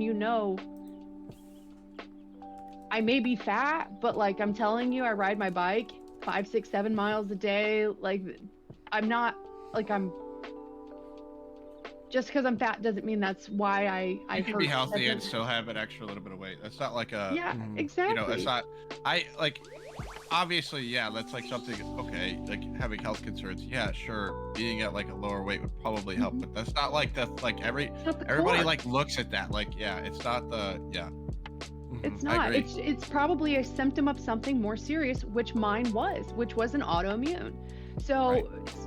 So it's, don't look at it as like the cause. Look at it as a symptom of along with the other things this person's feeling. So, I think there's a lot to be done in the world of physician bedside manner and really paying attention. I think a lot of them. I don't think they're well. No, I don't think so, because I think they are so overwhelmed and so they just don't. I don't even think it's that. I honestly, I'm not one for conspiracies, but I truly believe, no, like, I'm really not, like, but I truly believe that medical, like, pharma is the one thing that is truly never going to have your best interest at heart. I don't think they will. Yes, they're putting out this medication, but they're putting out this medication that's gonna not quite fix you, but manage your symptoms. Yep.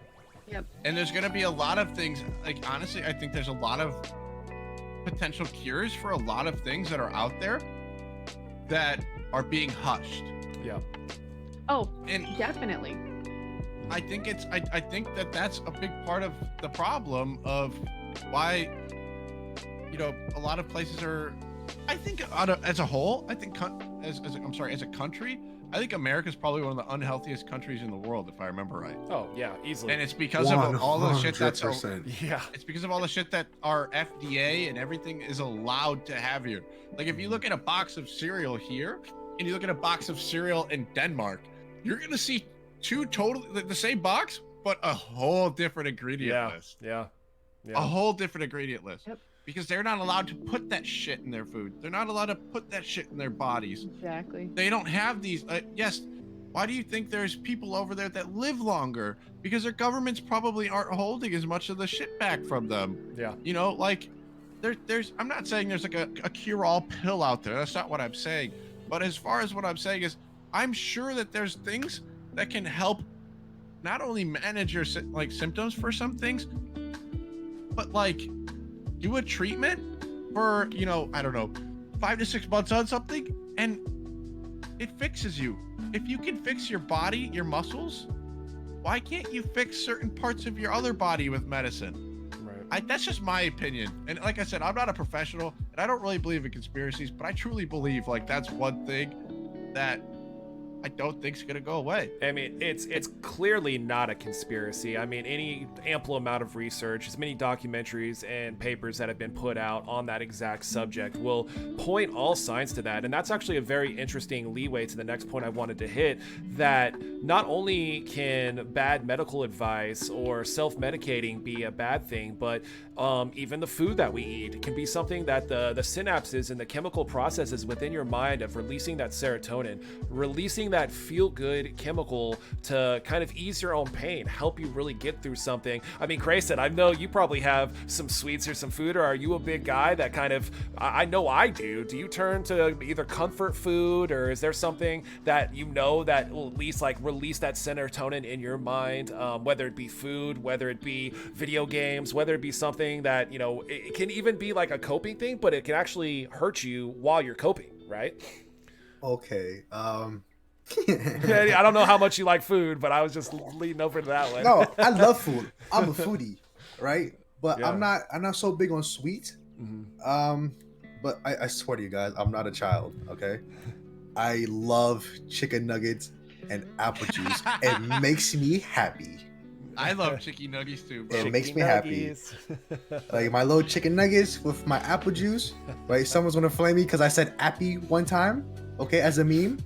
You know, besides like, you know, like that, what was it? I do smoke a lot of weed. It definitely helps. And then like, you know, unfortunately playing video games like League takes my mind off of things. Unfortunately. I don't know. Like I don't care about League like that, right? So I could run it down in town, ape it the whole way and not give like, you know, two craps about it. But you know, as long as I'm having fun with, you know, with my friends and everything, you know, but that's like the healthy way of doing it, because I also experience like the negative things of doing it, and it's no good, no bueno. So I'm gonna stick to my chicken nuggets and my apple juice, and you know, and my weed and my friends.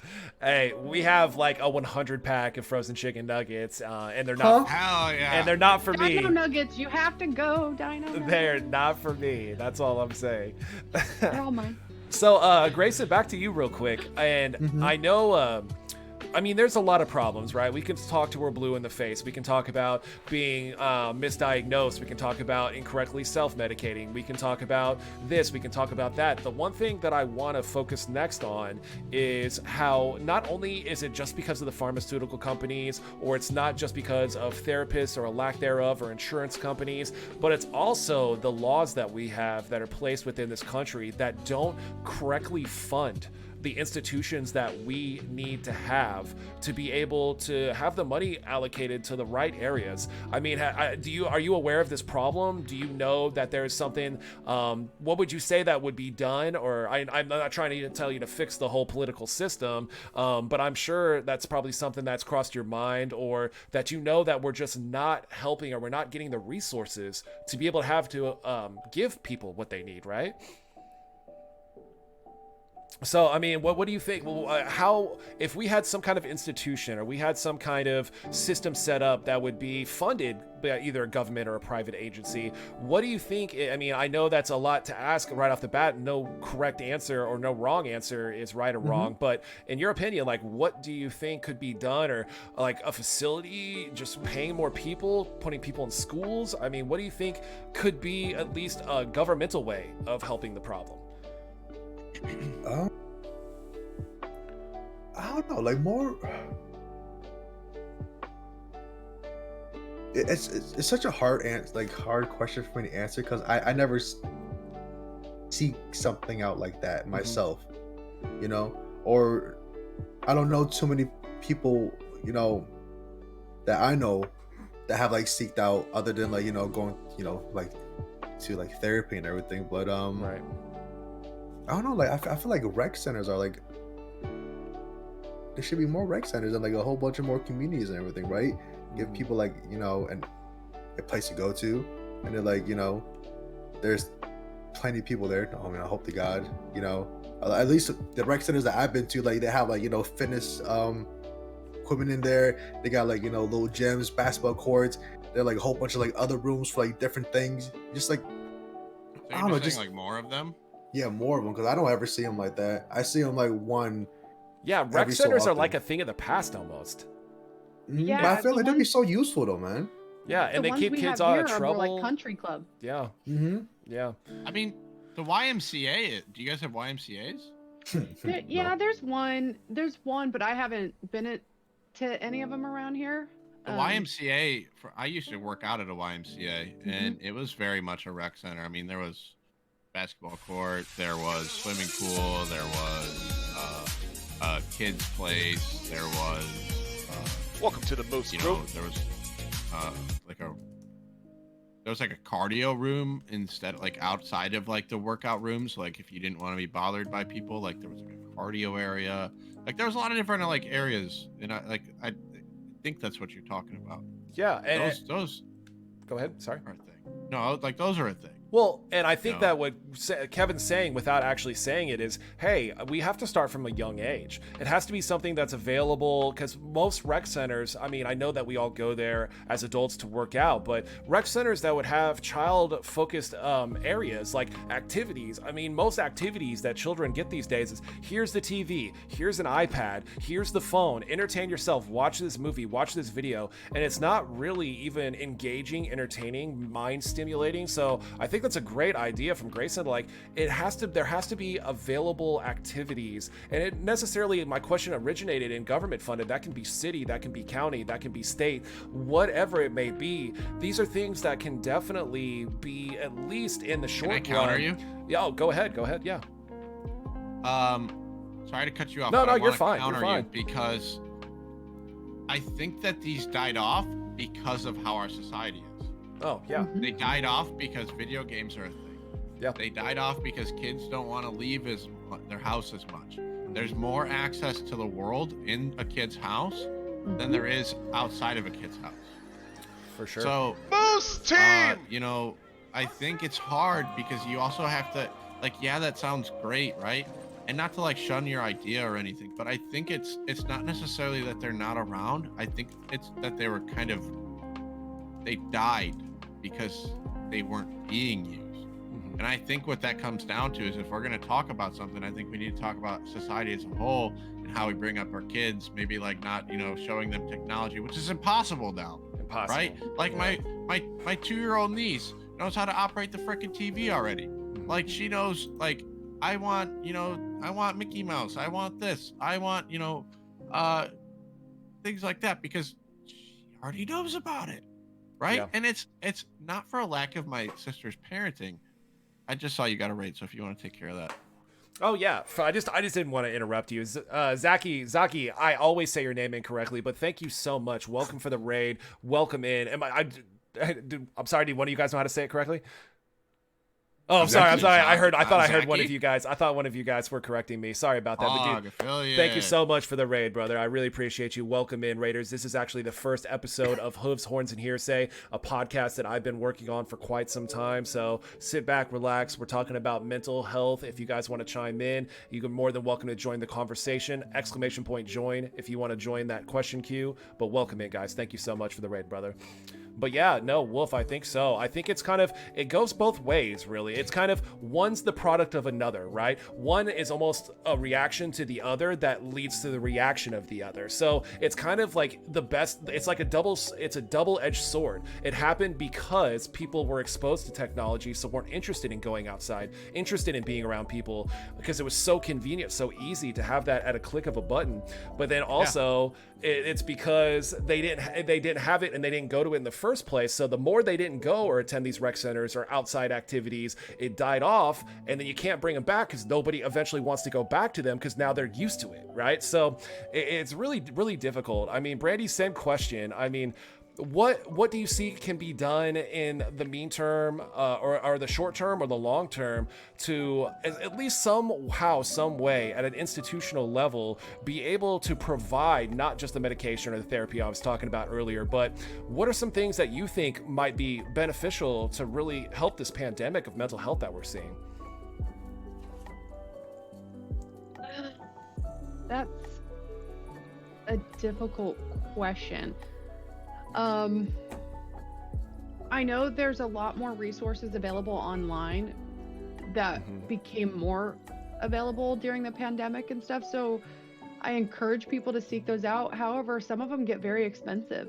So I think maybe online free resources, you know, for therapy, maybe just a quick counseling session when you need it, you know, not something that you have to subscribe to and pay $80 a week. I mean, who can afford that, you know? Yeah. And especially when you're paying out of pocket, it just adds up. Granted, it's for your health, but still, you know, that's just the therapist fee. That's not any medications or anything that they decide that you need and have to work with your physician on and stuff. So I think those online free resources, but we also need to, I think we need to teach our kids how to communicate with us their feelings. Great point. Because I'm watching my best friend's daughter, and the best thing for her has been learning what her feelings are and how to express those feelings. You know, so where it used to end up in a tantrum and screaming, and it's now, okay, I'm crying because I feel sad, or I'm angry, or I'm angry because I'm scared. You know, that sort of thing. Like that's the biggest thing, is teaching our kids how to communicate and feel those emotions, allow them to feel those emotions. Because when I was a kid, you weren't allowed to feel emotions. Yeah. You got to be tough. You got to toughen up. Stop crying. Why are you crying? You know, I'll give you something to cry about. All that crap. Yeah. You know, so I think teaching our kids at a very young age what their feelings are, what those emotions are, how to process them, how to communicate with them, and we as the adults need to listen. Yep. Because a lot of times our life is going so fast, we just brush them off, and that's our fault.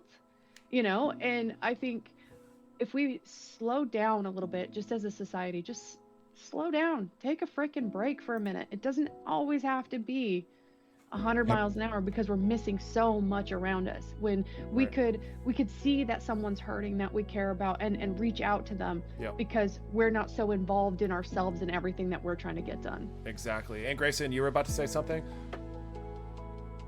Oh, sorry, I thought I heard you about to say something. He's like, not me, bro. Well, hey, I do want to direct something quick to you really fast, Mr. Grayson, but what Brandy just said is a huge issue that I think that we haven't touched on this yet, but I've been kind of dancing around it, and this kind of just hit me, is almost that mental health is now something that is finally being talked about after hundreds and hundreds of years of older generations just saying exactly what Brandy just said. Hey, you know, toughen up. Just, you know, there's a stigma that has for so long, until just recently in the last 20 years, been kind of the mantra of how the older generations teach their kids to deal with things. And I actually have a clip that directly relates to kind of a person of the older generation in a smaller town that, I mean, exactly, just let's take a watch. Get to the point where you'd even start asking people to tell them, you know, I'm not having a really good day, things are not going good. And the problem is that, you know, it was you know, suck it up, it'll be better tomorrow. Everything will be fine tomorrow. Suck it up, buttercup. I hear that phrase a lot around here, suck it up, buttercup. Yeah. What does that mean exactly? For me, it eventually meant a couple of shots of Jack in my coffee in the morning when I went to work, a couple beers at lunch, get home, and it was nothing to go through, you know, 12 packs. I actually wanted to talk or a on bottle this. of something. Yeah, I mean, so what he hit on right there, Netherwolf, I mean, reflect on that. What do you think? I was going to bring this up earlier, but I think another like large stigma in today's society is that men can't have mental health issues. Especially coming from like the older generations. And like what that guy was saying right there is because he's probably being told by his peers, his maybe people that are older than him, that come from his generation, and his generation is probably like people that I'm like more referencing is they grew up in the, you know, with people who grew up with World War II, and you know, you just had to deal with it, right? Like if you're not dealing with, like, you just gotta fucking take it and run with it, right? Like bottle your emotions. Same thing, you know, my dad growing up, and he doesn't do this anymore because he since realized it was negative behavior, and I'm so happy for him because it's helped him a lot too. Was it's not just always a suck it up buttercup situation. You know, if you just suck it up, bottle it up, you know, act like it doesn't matter, or like you don't communicate. You know, I say this in my relationship all the time, you know, like we have to communicate with each other. Like if you're feeling some type of way, or if I'm feeling some type of way, we have to communicate that. We have to say those things to each other, because if we don't, there's no way it's ever going to get fixed, and it's just going to end up being worse. Yeah. You know, so like the same thing with like your emotions. If like you're a man, it's frowned upon in today's society specifically, still, and it's becoming, I think, less frowned upon, maybe a little bit more in like the last couple of years. I think it's starting to become less of a common thing. But you know, like I said, growing up, all like, men were told, you know, suck it up, you're a man, you're not allowed to be sad, you know, you have to be strong, you know, or you know, like he said, tomorrow's a new day, you know, just get through today, tomorrow's a new day, you know. And that's why you see male suicide rates being higher, successful suicide rates. Yep. The largest suicide rate right now is from males 15 to 32. It's skyrocketed ever since COVID, and it was always been a little bit higher. And exactly what you said. You know, I want to touch on Brandy's abilities, and I want to touch on. Well, first, I want to get to Grayson, being another male in this podcast. Have you ever been told from a standpoint, had that stigma either directed at yourself or a family member, a friend, where either not even as a male, just in general, to, hey, you know, like people are being uncomfortable about it. People don't want you to express it. People are just saying, you know, it'll be a good day tomorrow. Have you ever experienced that kind of problem before, about how society expects that almost sometimes? Oh, sorry. I think he might have been distracted. Oh, sorry. I'm so sorry. No, you're fine, Grayson. So basically what Netherwolf was just touching on is that how men in society sometimes are a little bit urged to keep their emotions inside. Not even just men, but people in general. There's a stigma of society about mental health, and people almost look down on it, or people want to dismiss it. Have you ever had that instance happen with you or a friend or anybody that you hold dear that has been in a situation where they've told, oh, you're going to be okay, everything's going to be fine, you know, you're just going to get through it? I mean, has that ever been an issue that you've seen, or what do you think about that?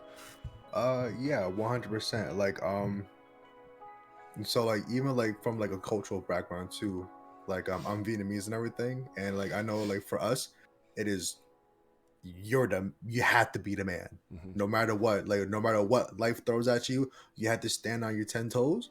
And you gotta keep pushing forward, no matter how much it hurts. Like you gotta do it because it's like, you know, the weight of the family's on your shoulders and everything, right? And so it's like not only like, you know, getting told from like, you know, my family members, like, no, like, you know, you have to be like your uncle, like look at them, like they're going through this and they're still, you know, pushing through. Like same thing for you. So, you know, and they like in their way they're telling me to like, you know, like be a man, but then like my environment too, right?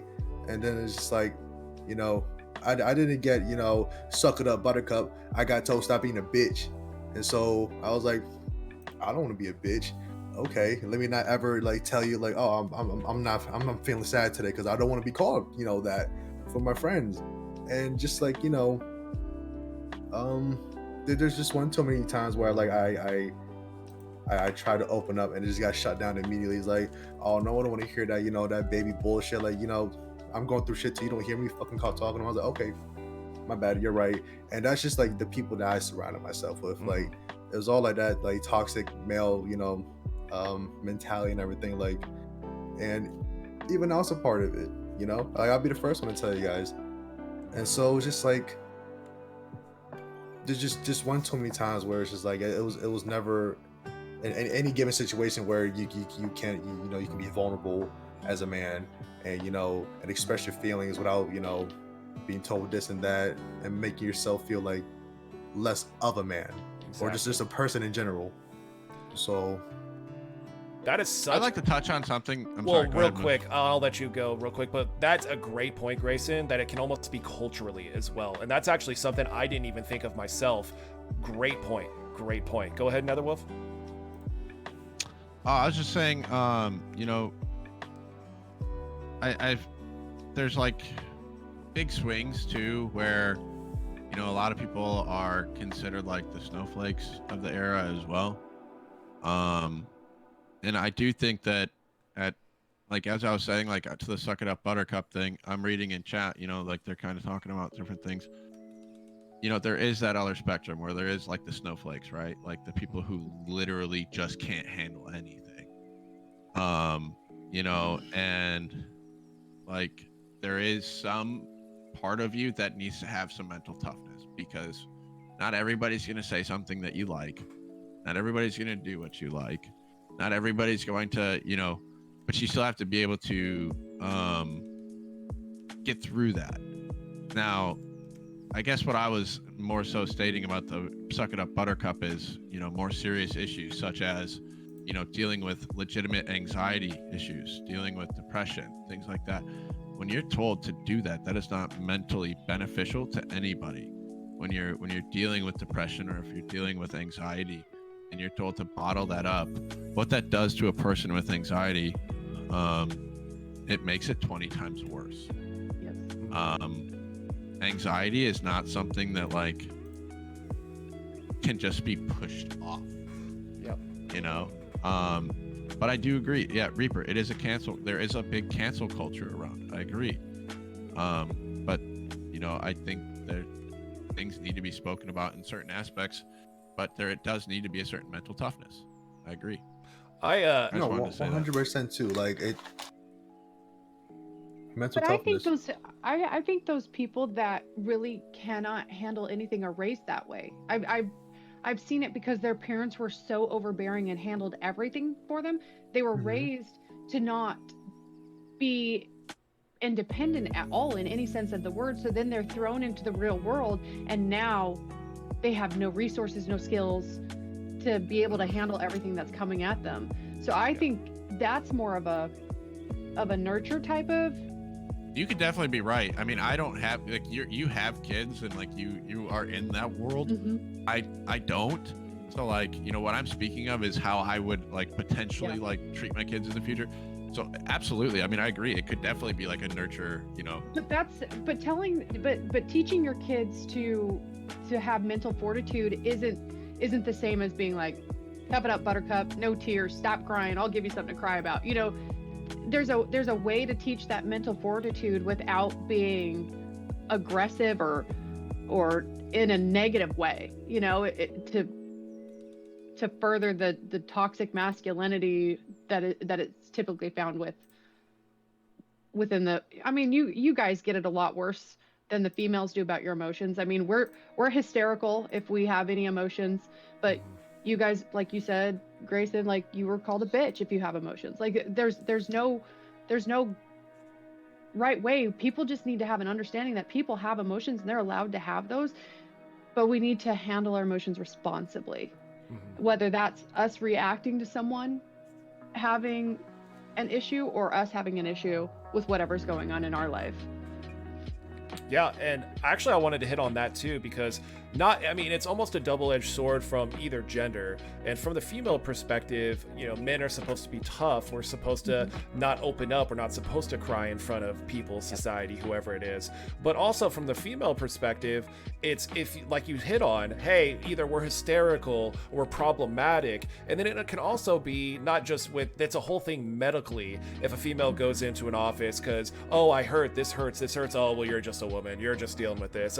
Like there's so Yeah. many medical diagnoses because, or completely just missed altogether diagnoses just because it's a female. But honestly, and me not being a female can't relate, so this is more of a question and a commentary that I have heard, is that when females go in, it can almost be, oh, it's your hormones, it's got to be this, it's got to be that. Like, it can't possibly be a mental issue, if that makes sense, right? So Brandy, I mean, what do you think about that? Has that ever been something that you've like heard about from your female friends? Or I know you've probably heard about it medically in the doctor's office, but when it comes to be mentally as well, what is that kind of, what you've seen, what you've read, or what you've dealt with personally? Well, when you reach a certain age, hormones become a factor, right? But that's something that I think we can individually tell some things off because we're feeling some physical effects of it. So it's frustrating that can sometimes be the first response. You know, if you go in and say, hey, I have insomnia, I have this, well, let's check your hormones. But, you know, it's really related back to the mental health, the anxiety, the depression, or you know, what other problems you're having. They're ignoring that piece. And I think that's where we need to start speaking up, especially when it's about our own health, is, hey, I'm not here because, yeah, we can check my hormones, that's nothing but, you know, taking a little blood just to make sure everything's okay, like, but I need you to hear me as a physician. I need you to listen to what I'm saying and direct me in the right direction, like send me to the right person or the right resources. Exactly. And man, somebody hit a point earlier that I'm starting to space now, but man, anyways, somebody pick it up. I'm brain lagging. Does anybody else want to comment on what Brandy just said? No, I mean, I think you know, as a whole, just more mental health resources, and then also, like I was saying, teaching people how to actually handle and react to their emotions, right? And that's gonna probably come down to parents, I guess, you know, at a parental level. You know, but like go ahead. I think you can have those conversations with your close friends, because I know my brother calls me out on stuff, you know. I think we need to be comfortable doing that, and that's where we all feel gross, right? Is like somebody calls us out and says, hey, you're not reacting well, you know, you be responsible for your actions and reactions. I tell my kids that all the time, but it feels weird when you say it to someone, you know, in your peer group. But I think that needs to be said, because if nobody calls you out, how do you know that you're overreacting to a situation? I mean, you're allowed your emotions, but also understand your actions and have effects on other people. I think Kevin can test that. He's called me out. I've called him out. Yeah. Oh, yeah, 100%. Friends gotta hold each other accountable. Absolutely. Absolutely. And Lamar, we can't be afraid. Lamar asked if someone doesn't learn that as a child, do you think it's possible to learn it as an adult? From what I understand, I've been reading up on some certain things, just because, like I said, my niece is 2 years old and I have another niece, so I've been like reading up on certain things.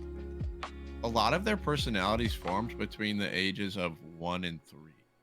Like, how they are raised has a lot to do between the ages of 1 and 3 to how they turn out as a human.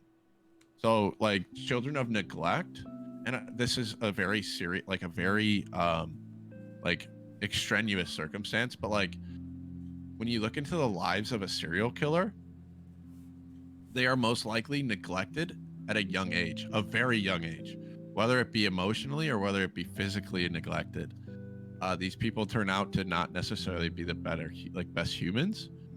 Now, I'm not saying this is the case for every single person. This is very extraneous, but like, you know, or am I saying that word right? Is it extenuous or extraneous? Extenuous. I can barely say words, man. I'm not the one Extenuous. I knew I was saying that weird. It sounded weird when it came out. Yes, extenuating. Like, you know, it's very extenuous. But anywho, you know, so to answer your question, I think yes, it's possible to learn how to like behave at an older age, but I think your main function as a human is learned early. and that's just from what I've been reading from like studies of young children and how they develop. Because my niece is extremely smart, and it baffles me. But that's because they've been teaching her very adult.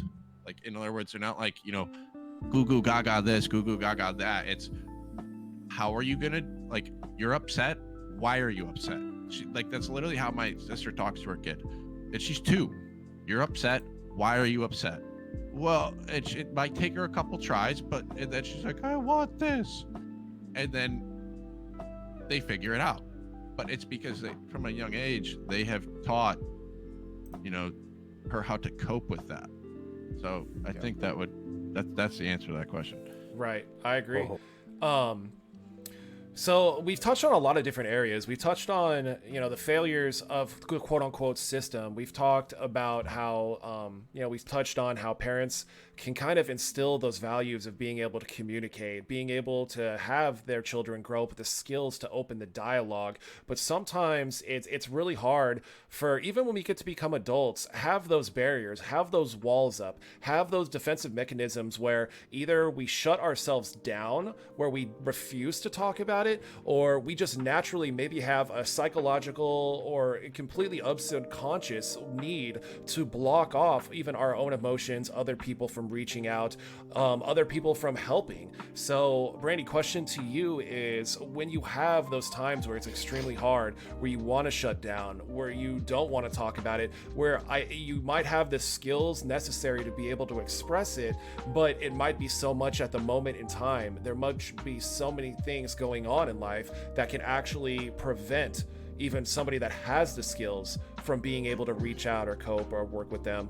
What would you say would be your methods or your advice, or what is your outlook on how to kind of get over that hump and have that will to push out and either reach out for help or let your barriers down and talk to somebody about it? What kind of touch on that, if you would? When it's really bad, I like my space. I like my quiet time. That's my reflection. And when that usually gives me the space I need to figure out what I need to communicate. And then I have to force myself to reach out to someone. That's the hardest part, is forcing myself to reach out to someone, because that's like you're letting someone into like the deepest, rawest, darkest stuff in your life, and you can't be afraid. And then on the other end, hopefully those people see your absence and notice it, and they can kind of reach out too. So take your time to gather everything, but don't take too long. Don't wallow in it, because it's only going to get deeper. Yeah. And that first step is the hardest. And that actually makes me think about a point to where mental health can become an issue to where destructive things can take place and occur. Sometimes people can go down roads of whatever it may be: overeating, undereating, drug abuse, total withdrawal, some kind of negative pattern of behavior, because they can't reach out. They don't know how to. That barrier and that defensive wall is so overpowering that sometimes it's almost impossible to know like how I can go about even self-correcting the issue. I know myself, when I've had hard times, I do turn to eating a lot. Eating is a big thing. I have drank in times of desperation. I think that's a big thing. There are the vices that you really do have. Have you guys ever seen, and this is an open-ended question for anybody to tackle, have you guys ever experienced that defensive mechanism to the point where it's such a negative thing that it almost becomes a barrier to be able to have the road back to recovery, or the road back to health, or the road back to being able to be in a position to have that strength to reach out to somebody, if that makes sense, right? Moose team!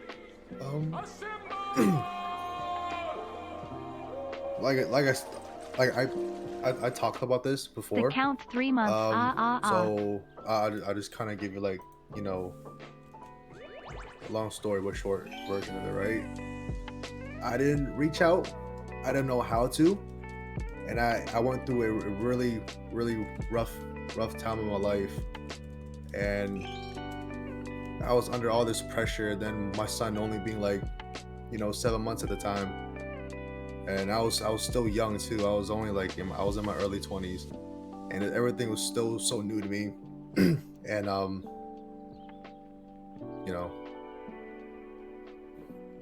things happen, and like I said, it does more harm than actual good. And so I'm still learning myself. I can't really give you a good answer besides what I've done for myself so far. But just like, for me, just reaching out, that was like the biggest thing for me. And it took me a long time to understand that just reaching out, just talking to someone is just so, it's cheesy. It sounds like it's really nice. It's really nice, and it helps me. It definitely helps me. And so that's something that I can't stress. So, and I do apologize if like I don't really have like the right answer to tell you guys or anything, because like even like myself, like I'm still going through it, and it's really hard for me to answer, and it's like hard for me to give like a good answer, if I could say. So it's only like what I've been learning so far and still continuing to learn. So I do apologize. Well, no, there's no right or wrong answer. These are hard topics to cover, and more or less, and the point that I was trying to make that I even couldn't grasp myself is that those behaviors can almost be a cry for help. And I think a lot of people don't realize that those destructive patterns of behavior are actual cries for help, for someone to want to reach out, for you want to have that companionship, for you want somebody to finally say, hey, are you okay? And it's so crazy that as a society, we tend to be so secluded. We tend, as we get older as well, to be so introverted in our everyday lives, in our situations, in our experiences, in our friendships, that people don't even have the chance to see that this behavior is a cry for help, right? So yeah. It's almost like it's not even necessarily something that's consciously done purposely to be harmful or self-destructive. It's because it's sometimes, and I know when I was a kid that I would run away, and maybe in my mind it's because, oh, I want to go party, and oh, I want to get picked up by the older kids with a car and run away for a weekend. But in the long run, when I reflect upon it, when I'm saying it's something that's bad that happened with my parents or me, it's because I want to say, hey, notice my pain, notice that I'm not being heard from you guys. So what am I going to do? I'm going to dip out. I'm going to give you a stressful situation to deal with so that you have to notice something that you did to me made me so, I mean, of course, some of these situations where, yes, I just wanted to act up and do my own thing, but I know some of these situations. I'll recall a personal situation. I remember, like I said before, my parents separated when I was younger, that my mom lived in an apartment complex, and my dad had the house. She just moved out. I'm not sure to this day how that legally happened, why my dad kept the house. I think my mom just gave it to him so she could leave. There was a pile of wood in the backyard, right? This pile of wood had a massive wasp nest. And this wasp nest was so apparent, and there was probably about 30 wasps flying around. I was probably no more than 10 years old. And my mother said, go back and get the firewood so we can have a fire. And I was like, but Mom, there's wasps out there. She's like, no, you're just being lazy. It's fine. They're there. And I was like, but Mom, I can't pick up this wood. There's wasp all around it. What you want me to do? And she's like, you're not getting out of these chores. You're not gonna be lazy. Like, I told you to get it, just go get it done. I got so disgruntled that I took my bike and I rode it 15 miles to my dad's house, showed up at the front door and was just like, hey Dad. And he like looked around me. He was like, hey son, like expecting my mom to be in the car out in the street, right? And he was like, what are you doing here? And I'm like, yeah, I didn't want to go by the wasps, so I just kind of took my bike and came here. I mean, obviously, as like a little kid, so I'm like, Mom, well, I wasn't crying. I ain't no bitch. I was just kidding. But I was like, I don't want to get stung by the wasp. It's like she didn't hear me. She didn't care. I don't know if she had a bad day. I don't know if I had been acting up previously to that, and that was just her last straw. But yeah, I mean, that is bad behavior. That is obviously danger. dangerous for me to do that. I think I rode across like 4 highways to do that. But I mean, that's a perfect example. It's something that you act out, you do something, and especially as a younger child, that, you know, I honestly can't remember what my mom's reaction when she came to pick me up was, but that's like a representation of a bad behavior that is just wanting to have like compassion, want to have understanding, want to have somebody that will, you know, reach back out, if that makes sense, right? So, I mean, have you guys had any experience in your childhood, maybe in your adulthood, that can be applicable, something along those lines?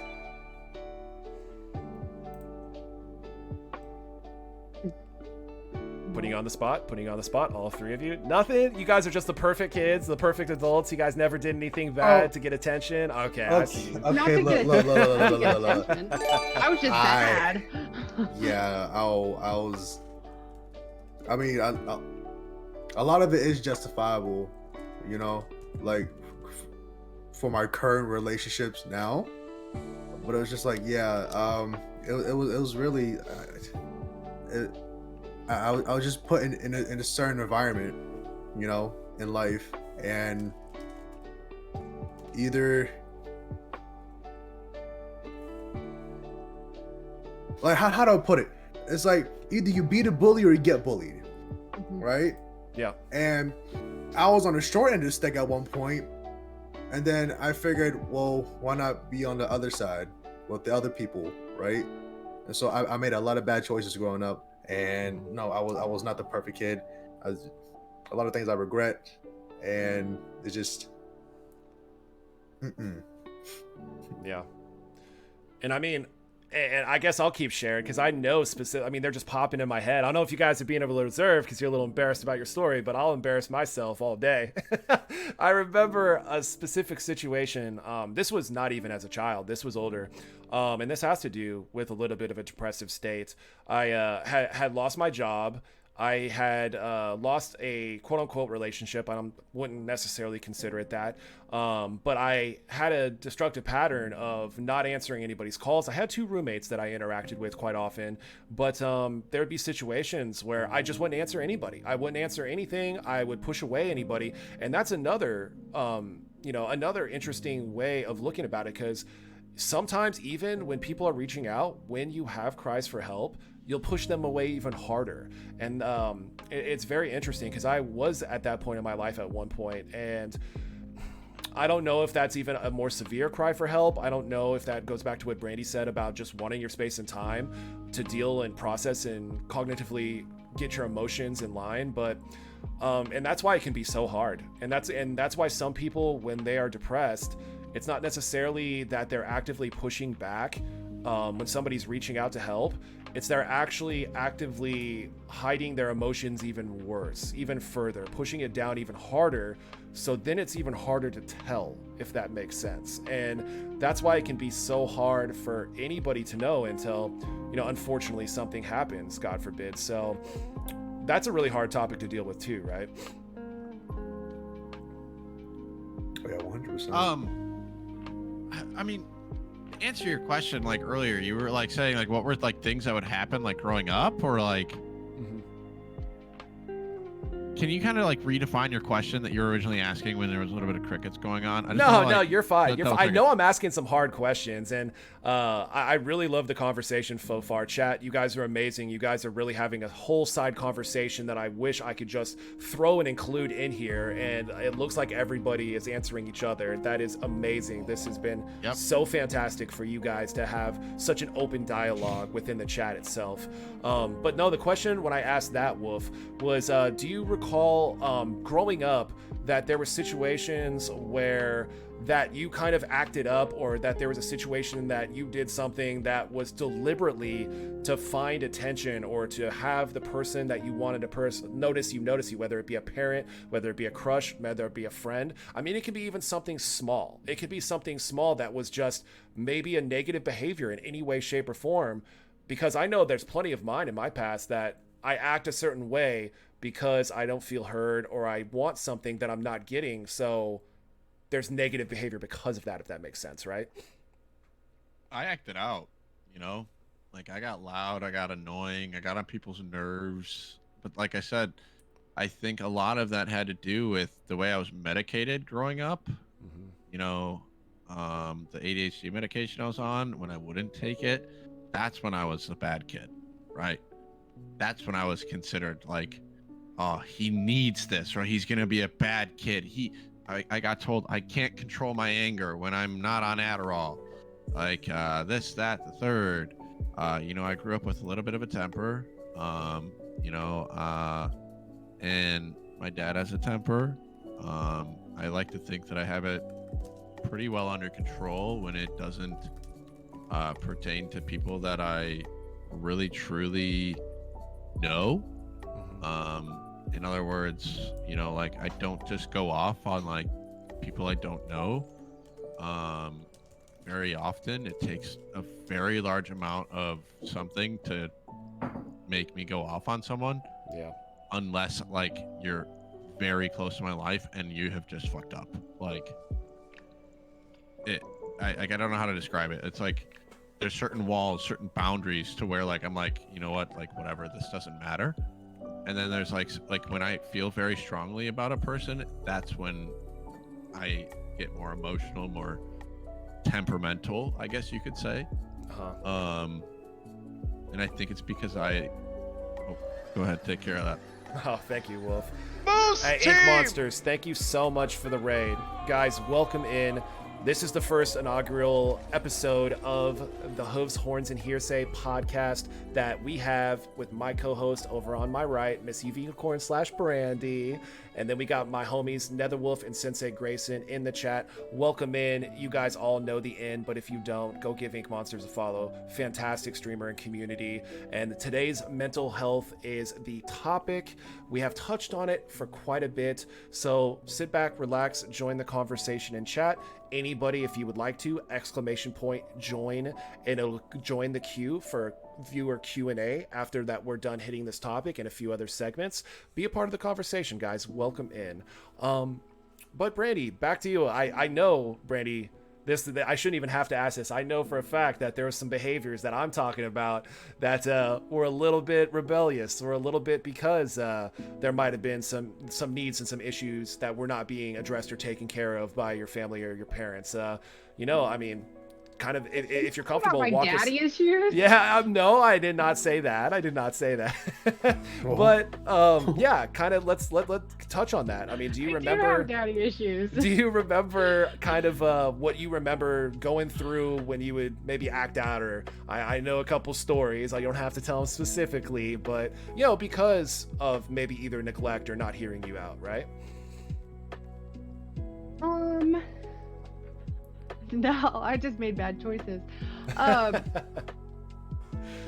You know, acting out. I didn't start acting out. This is gonna sound hilarious. Till I was like older. I didn't start acting out till I was like 19 I feel like or 20. girls are like that. Well, it was like you start acting out because everything is new. You're in college. Everything is different. Like that's when I started acting out, and it was more You like sheltered hard, yeah. My parents were hella religious. and then you got freedom, and then you started like going wild. Well, yeah, but here's the funny thing. They sent me to like a Christian college that was only 1,500 people, so all it did was make it worse because I was like, it's high school without parents, let's go.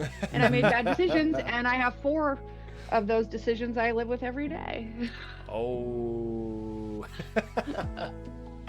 I do love them though. They're But, great. you They're know, great. They're great. They're great. They're great. They're fantastic.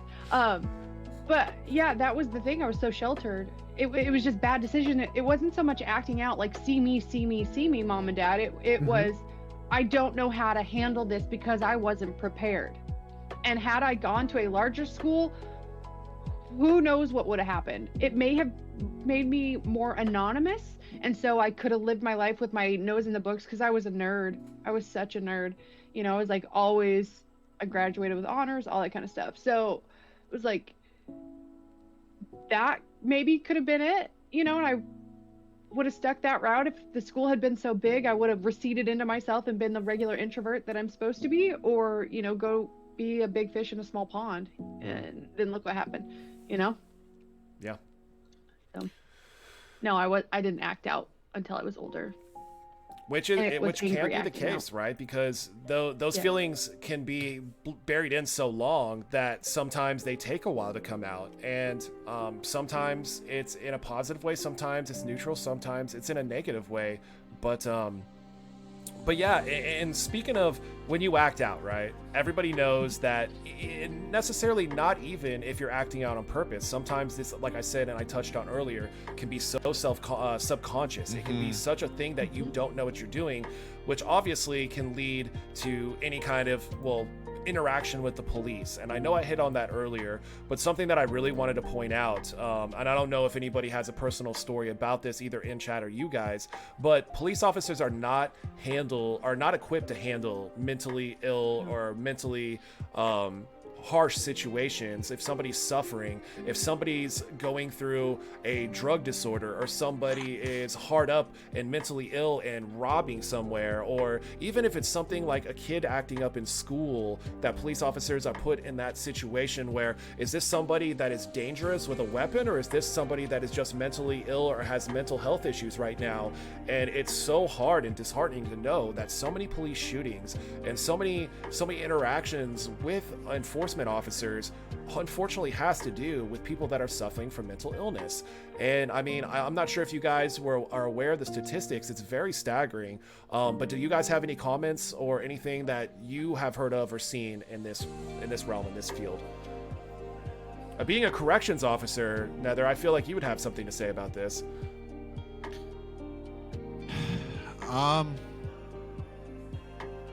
gonna be honest. I was looking at the chat and like half zoned. I'm sorry. No, you're I'm fine. really You're sorry. fine. You're fine. It's like there's like a whole like world over Yeah, there's there. a whole conversation. Like, if I got caught up in that conversation, I would definitely not even be listening to you guys or I'm being sorry. able to host. I was. No, I you're was fine. I was trying to multitask, but I'm terrible right now. I apologize. No, Go you're ahead. fine. So the question was that a lot of mentally ill people, or a lot of people that are dealing with mental health issues, are unfortunately indoctrinized in the legal system. Sometimes are dealing with policemen in hard ways that tend to unfortunate outcomes. I know that I've had a couple of friends that have dealt with that issue before that didn't even have the intention of doing anything wrong and unfortunately ended up in that situation. So yeah, I thought that you might have some insight on that.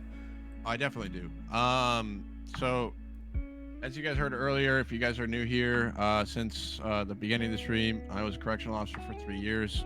Worst part of my entire life. Gave me so many mental health problems, or like, you deal with so much trauma, so much bullshit in that job that it really fucks with you. In fact, I don't know if you guys know this, correctional officers have the shortest lifespan of just about any profession in the entire world. Wow. At least here in America.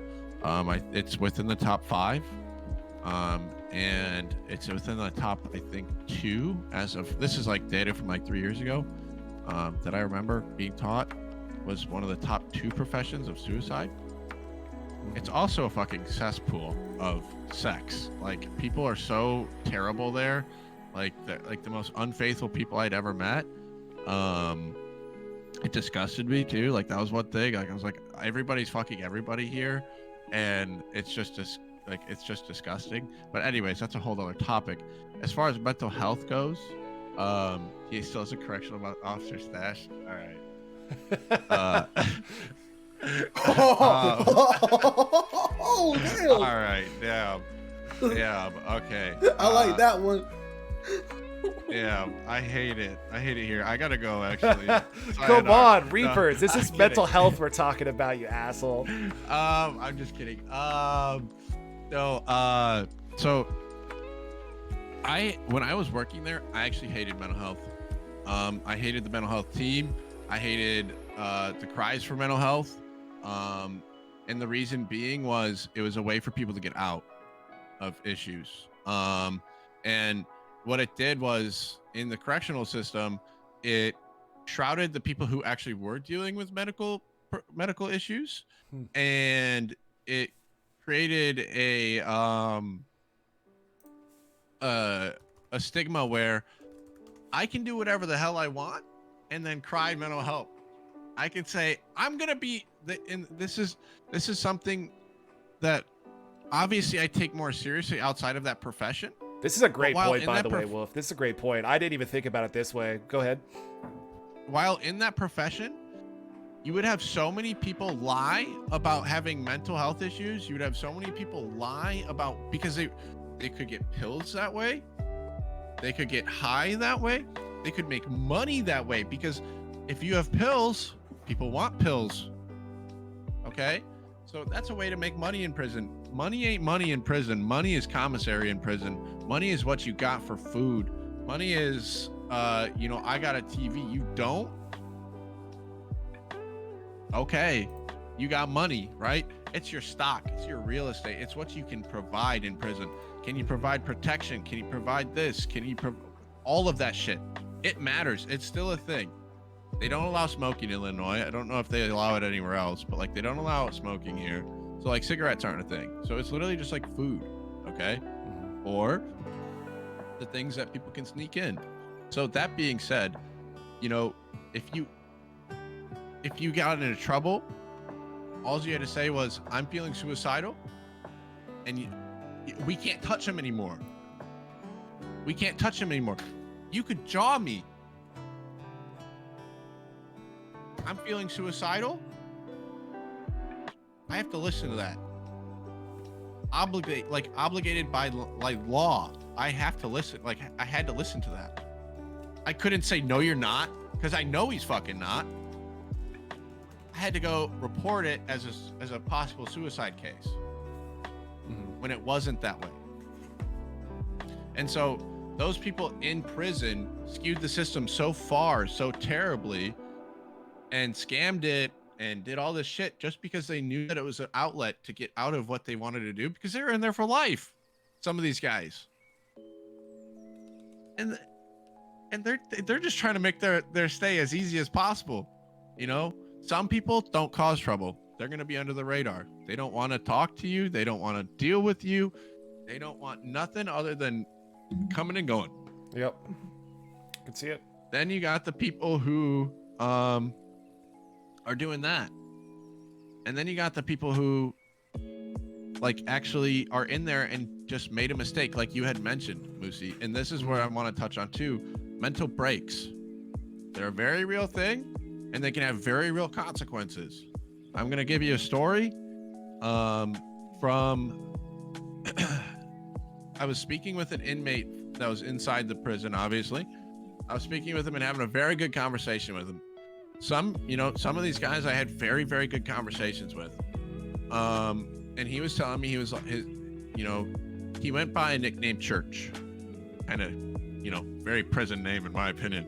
He went by a nickname Church. And he was in there because he committed a crime of passion and he murdered his wife and his daughter and the person that was fucking his wife. He walked in on somebody fucking his wife and went off the rails, pulled out a gun, shot and killed everybody in the house besides himself. Jesus Wow. Christ. Reported the crime to the cops, admitted to everything, and he did it out of anger, and I consider this person to not be a bad person, honestly. Like I said, I had great conversations with them. I think that it was a lapse of judgment and a lapse of clarity, and a legitimate mental break. And he was in prison by the time I had been, working there for probably 15, 20 years. So, as far as the system goes, it's failing because it can't siphon out the people who are taking advantage of it. Such a good point. That's such a good point. I really, really love that perspective, Nether. I did.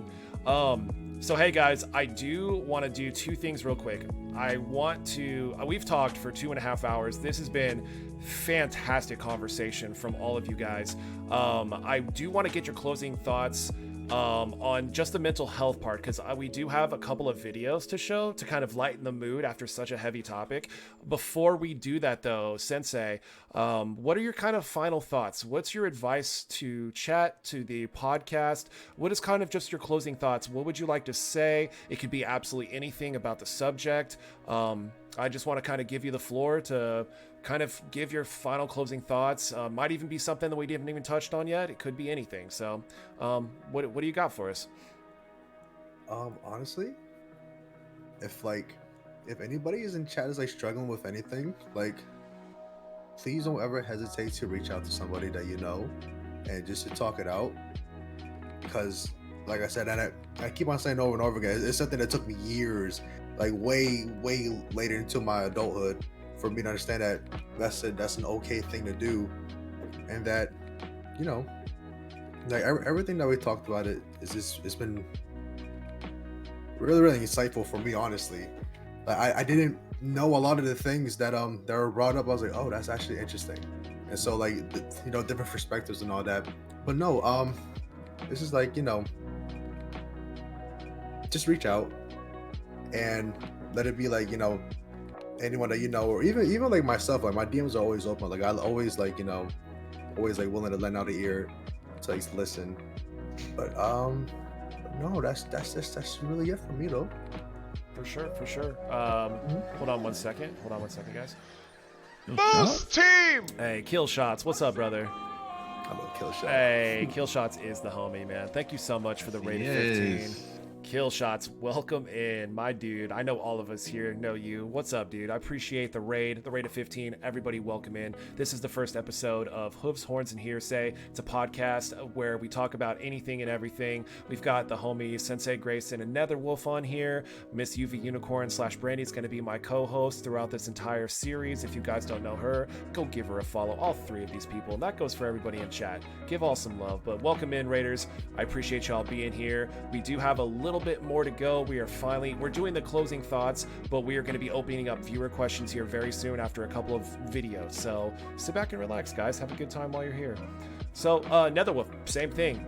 Any and everything that you want to say kind of in closing thoughts about this topic. I mean, Grayson kind of covered it, you know. If you have issues, talk about it with someone. Don't, you know, like some people think it's beneficial to bottle up. I personally do not. And I think it's been proven through a lot of research that it's not healthy to bottle your emotions, but, you know, everybody deals with their emotions differently. The one thing that I can say is try to find somebody that you can confide in, even if it's just one person. Try to find that one person, you know, if you need to. Therapy is not therapy is not cheap, but if you can afford it, like, therapy really does help. I've been in therapy. It helped me with a lot of my correctional officer trauma. So, you know, it helps. You know, I would honestly consider what I had from that place, PTSD. So, you know, it's helped me a lot. So I think things like that help immensely. So I've always had somebody to talk. Like, I've had a few people to talk to. My best friend out, you know, where I live, he's from the military. He understands a lot of what I went through. Vice versa, it's different experiences, but similar things. You know, so like I had a guy to talk to, and I went to therapy. So yeah, all great stuff. UVUnicorn / Brandy, what do you got for us? The same thing they both said. I mean, reach out. Find the help you need, whether that is just having a friend be a sounding board where you can get everything out as you're working through it, or someone who can give you advice, a therapist, even a counselor, anyone that you can start working through what you're feeling and identifying it and finding a way through it is the big thing. Your mental health is going to affect every other part of your life, so it really is very important for you to take care of it and be aware of just what you're dealing with when you're dealing with it. Very, very well said. Very well said. And I guess the only thing that I can compound on top of that is if anybody's out there that's either watching this, that's in chat, that may see this in future, maybe in a VOD, just know that you have it in you. You have the strength. There is somebody out there that cares about you. It is going to get better. I know it may seem like it may not. I know sometimes mental health can be something that seems like it's a never-ending struggle, but I promise you there are ways, there are people out there, and you've got this. You can get the inner strength. You have it in you. There's going to be another day. There's always light at the end of the tunnel. I promise you, I promise you. So guys, let's all hang in there. Let's all be strong for each other, be strong for yourselves, and just know that there's so much love in this world that Moosey Man, I know the three of us as well, we all love you. You all got love for you as well. So we're going to get through it. Thank you guys so much for being here for this section. And again, just much love. I say that in my stream about 50 times a stream. Got nothing but love for all you guys. I'm sure there are so many other people that do, and I just appreciate you. It's nothing but love for the Cool Guy Club, baby. It's nothing but love. But homies, I want to lighten up the mood for everybody that's in chat. A kid, everybody's been so fantastic. We have to lighten the mood a little bit. We got through 2.5 hours of very, very heavy stuff. Great conversation, great advice. But now it's time for Dog Clip of the Week.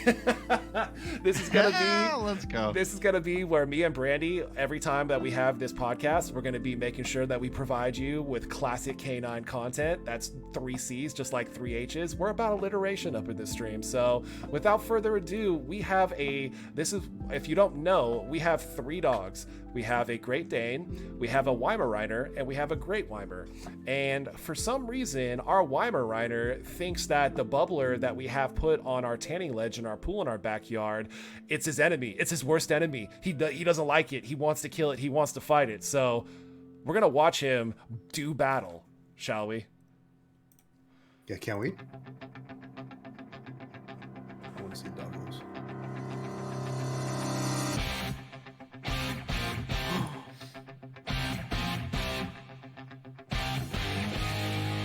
Like not even swimming. He's just like, you know what? Well, he's attacking the bubbler underneath the water.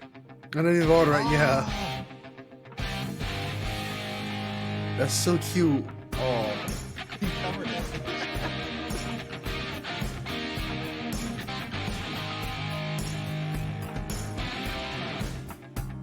I want a dog now. I have extra. Oh.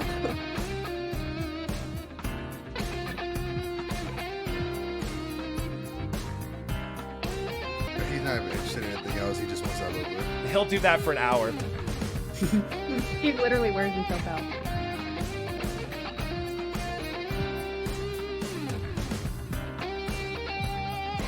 So cute though. He looks like a deer almost. Dive.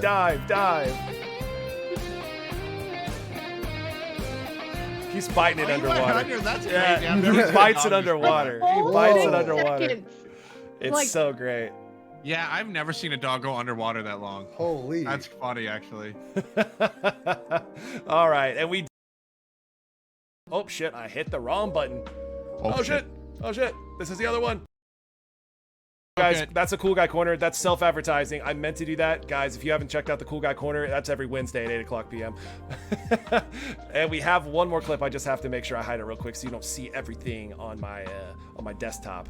We are also going to be having a Moose clip of the week, and that is where you guys will see a Moose clip. I have it on the Cool Guy Corner as well, but yeah. We have a Moose clip of the week. I'm pulling it up right now. You guys just deserved it. We got through a lot together, and we deserve to have some smiles together. So let's check out the Moose clip of the week. Look at this big fella here. Wow, Kalia, look at him. He's huge. It's a moose. Hey there, bud. Dude, look how big this thing is. Holy Hey shit. Yeah, there, moose are bud. huge. They're You so That's an aggressive, SUV. That's an SUV it's walking by. though. Yeah, No, I'm not gonna touch it. Hey there, they are bud. massive. It's That is insane. Hey there, got a- man walking. You need Got a a ladder beer to there, get on bud, that huh? thing. You just gonna send it? Yeah? Holy fuck. That's Dude. Imagine that just walking in your front yard, dude. Oh, You just I gonna shit my send it pants. there, eh, I bud? wouldn't even know what I'm looking at that point. First thing I see. Well, we watched a Moose clip on the Cool Guy Corner as well, and if for some reason, and everybody thinks that since I'm the Moosey man, I'm Canadian, I've got to know Moose, I've got to live in Canada. Dude, I've never seen one. I have no idea, up close and personal. If you want to, in the Twitch panels of Twitch chat, there's a bunch of Moose facts that are very, very interesting, that you can even know stuff like a full-grown moose can take on an entire wolf pack. You heard that, right, Nether Wolf? A moose, a single moose, can take on an entire wolf pack by itself. Just saying. Moose team! Hey, what's up, Chris? What's going on? Hottie boy, the gamer. What's going on, my dude? Welcome in. Guys, if you don't know, Hottie boy Zerath, fantastic dude, fantastic Zerath player.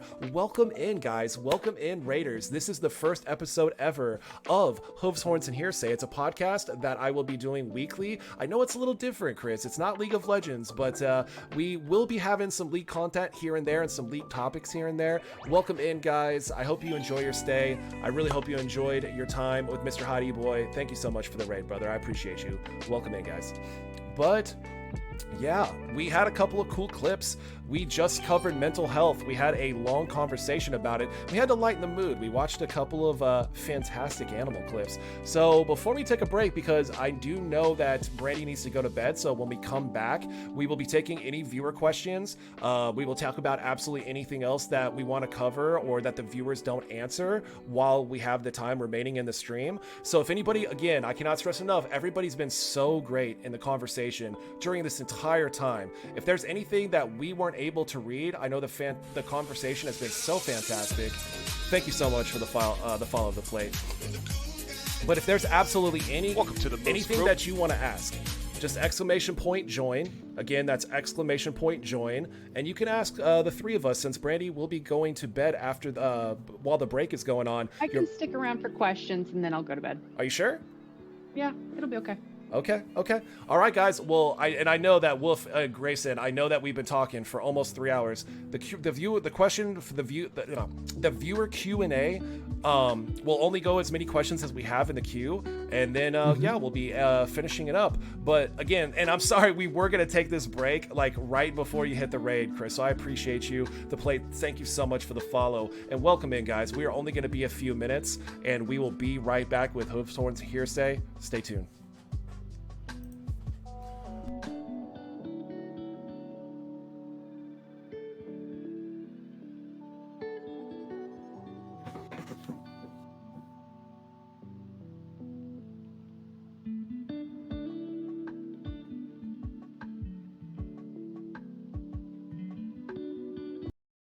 Oh, hey guys, I gotta mute the stream real quick. I thought you guys...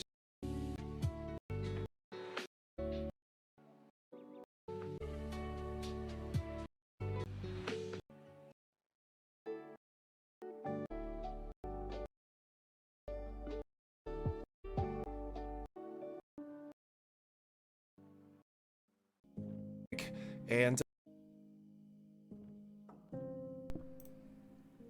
Okay, guys, we are back. Welcome back.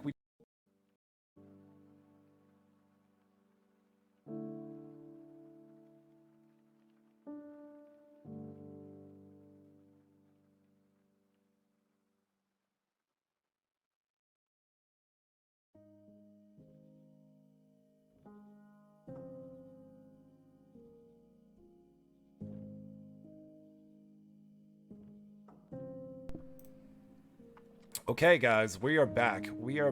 Welcome back. We just had to take a quick break, and we are going to get straight to the viewer questions. For anybody that doesn't know, again, we take a viewer Q&A on every single stream at the end of the stream, where you guys can ask anybody specifically a question. You could ask it directed at all of us. It could be anything under the sun that we've either covered or not covered throughout the duration of the stream. So first up, we have Sniper Boy 279. Sniper Boy 279, you are first in the group. And while we're waiting, is there anything in chat maybe you guys have seen that I haven't touched on, or somebody's talking about, either Grayson, Wolf, Brandy, something that you guys want to kind of pass the time with while the question's being asked? Well, let's talk about TwitchCon then. No, actually, I was actually gonna say, yeah. Oh man, yeah. So how excited are you? I'm really excited. My boy, have you told everybody? I know, but I don't know if you've told anybody else. I told Stream and I told you guys, but for those that don't know, unfortunately, I will not be going to TwitchCon this year due to some things that I'm dealing with behind the scenes. So there's always next year. Yup. There's always. I'm excited as hell. I've never been, so I'm really excited. Jay Bear's birthday is like the day that we leave, so we're gonna use that to go to Hello Kitty Cafe, and she's really excited about that. So I didn't even know that was there. Yeah, well, it's not in San Diego. It's like more towards LA, I think. Okay. If I remember right. So we would definitely have to have like a rental car for sure. And we're gonna go do that, and then throw like a little party Saturday, for her, but also just to have like a good party, at TwitchCon. I think Friday probably. We want to have like some fun with some people out there and have a couple drinks and responsibly drink. Make sure everybody gets their Ubers back if they need to.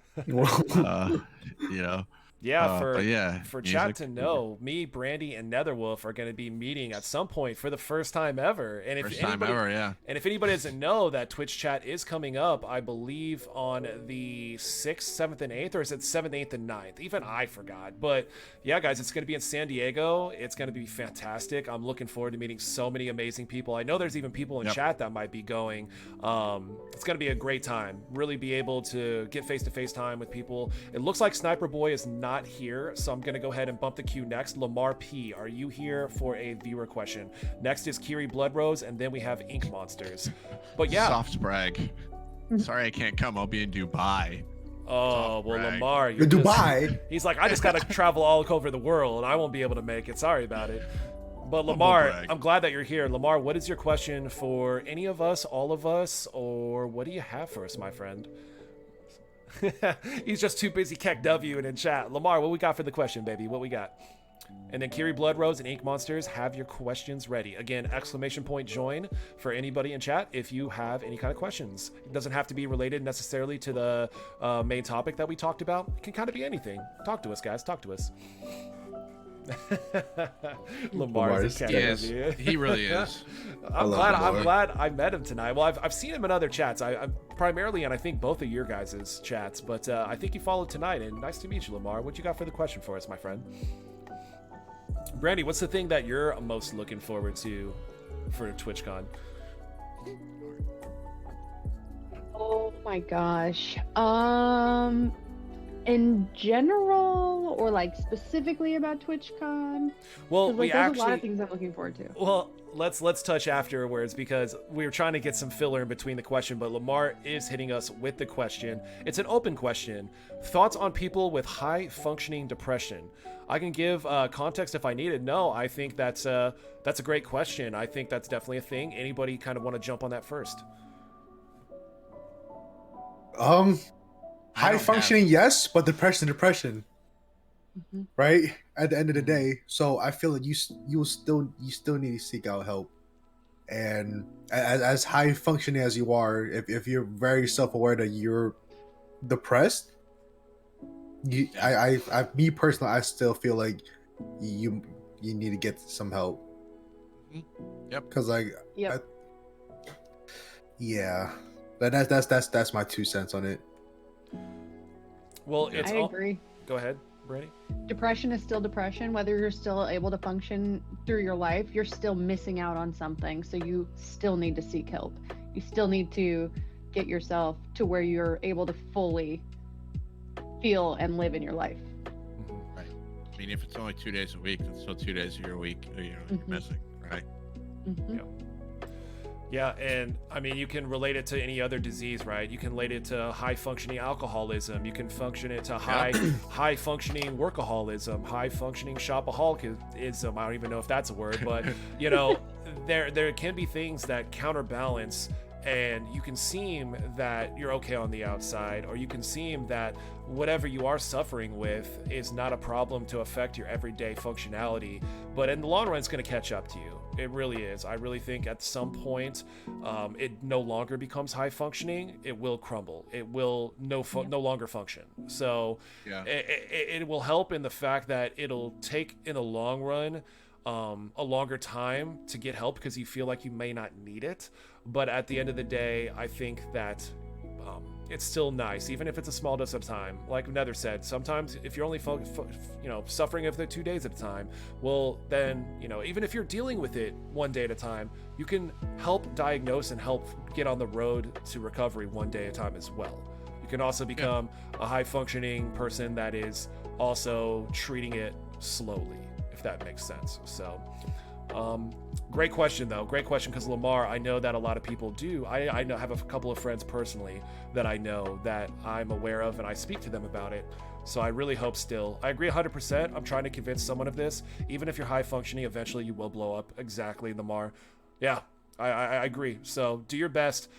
Even if it's just a reach out at a time, even if it's just a small gesture of friendship, even if it's just something that is so much as hey, how's your day going, can make the world of difference for that person. And I think you're a great friend for trying to help that person with that. So thank you very much for that, Lamar.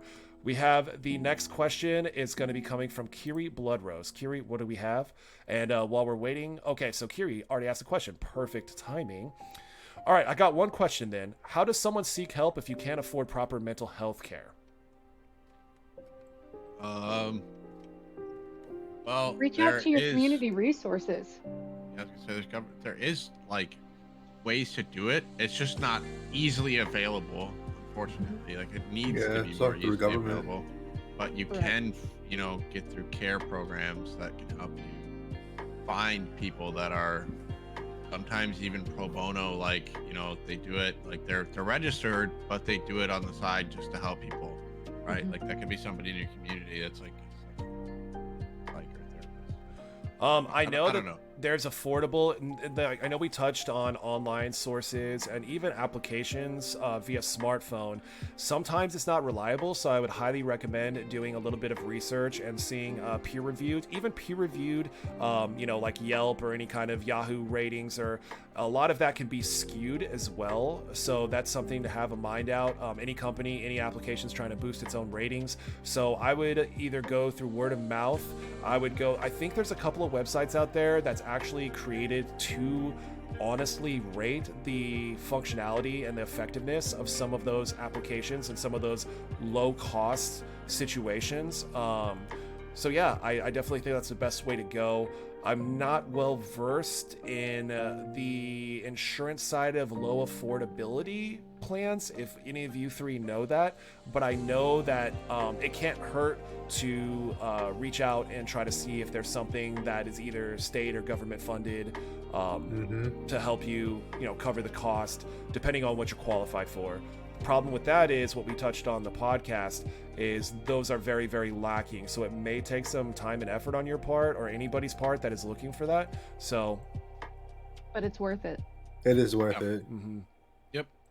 And the last thing that somebody wants to do, which is so sad and unfortunate, is the last thing you want to do when you're suffering from mental illness is feel like you're having to be in the position where you're shopping around, you're job searching for a therapist. It's kind of a self-defeating practice, but hang in there. Anybody that is trying to look for that, hang in there. Just know, like they all said, it's definitely worth it in the end. Yeah. All right, leading to the next question, we have Miss Ink Monsters. You are up next. Thank you so much for the question, Kiri.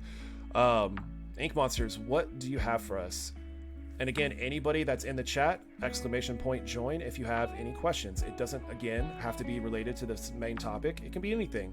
If there's anything you wanted to ask Evan, why his shirt's so fresh and he's matching right now, why his facial hair is slightly better than mine and I don't appreciate it. It could be any of that stuff. What do you got for us, Ink? By the way, I love your tattoos. I don't think I've ever told you that, Grayson. Oh, thank you. Dude, I love it. I'm jealous. Brandy has way more tattoos than I do, and I have 0, so it's way easier to have more tattoos. Yeah. All right, all 3 of you guys are tatted. I'm the only one that doesn't have anything. Nether, what do you have again?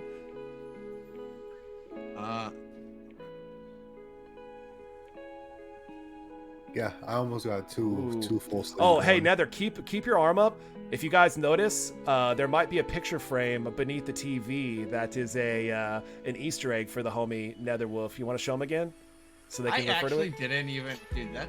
You didn't even see it, did you? Hey, if you guys show him again, Nether. Show him again.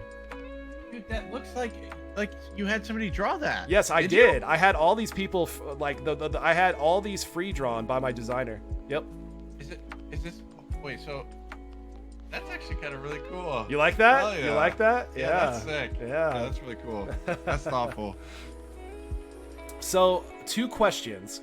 How do you get so cool ink monsters? Of course she memes. You know what? I surround myself with cool people. I don't have to tell you that, but look at the 3 people on my screen, especially the person directly to my right. That's how I'm so cool. Real talk. And number 2, why is Quinn the best league champion? It's because Beerman Stan hates her. No. It's because Trinamir was D tier last night on the tier list, and that's just the way that cookie crumbles. By the way, she's not. I thought Ink Monster was gonna be here with like a super serious, down to earth question. I was gonna be like, oh, okay, Ink, all right, that's a great question. We'll figure that out. It's gonna take us about 5 to 10 minutes to tackle it. Oh my goodness. You're such a fool. Thank you so much for being here. And if I'm not mistaken, I believe let's see. I think I saw somebody else in the queue, but they might have left. Gagny left, I think. Oh, that's right. Gagny did leave. All right, guys. So if anybody else doesn't have any more questions, again, guys, I loved tonight. I know that we took a kind of an awkward break, right after the major stuff. I thought Brandy was going to bed, but she's powering through, baby. She's staying up with us for the viewer questions. I just thought we were going to have some more. So, guys, it doesn't even matter. You have been so amazing and active in chat tonight. I feel like everybody in chat answered their own questions. You guys have been so interactive with each other while we've been talking that you guys have all been helping out everybody else. Oh, okay, we got one more question. Stole your mom's KFC. What do we have? It can be a question about anything. Some nerd on the web I can see is in the, and we got Eats Whole Eggs has another question as well. So some nerd on the web is in chat, guys. He is actually going to be featured on the next podcast. He is going to be on next Thursday night at 8 p.m. Central, just like every other podcast will be from this point forward. Hell yeah, baby. I'm excited about it. So if you want to go give him a follow in the meantime, go ahead, Wolf. Is everyone going to be a 2-man, or is it just...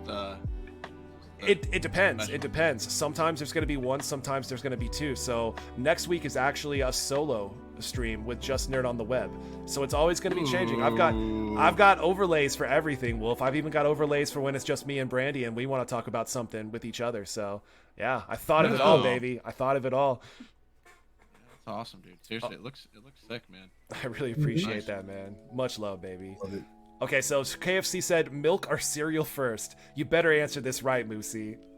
Okay, I know the way that you're going to want me to answer this, but it's a meme if anybody doesn't say cereal first and then milk. I don't know how y'all do it the other way around. 100%. Me neither. 100%. How do y'all do it? And milk. I feel like, okay, Only time the milk should be there first is when it's your second bowl. Yes, thank you. Mm-hmm. Perfect answer.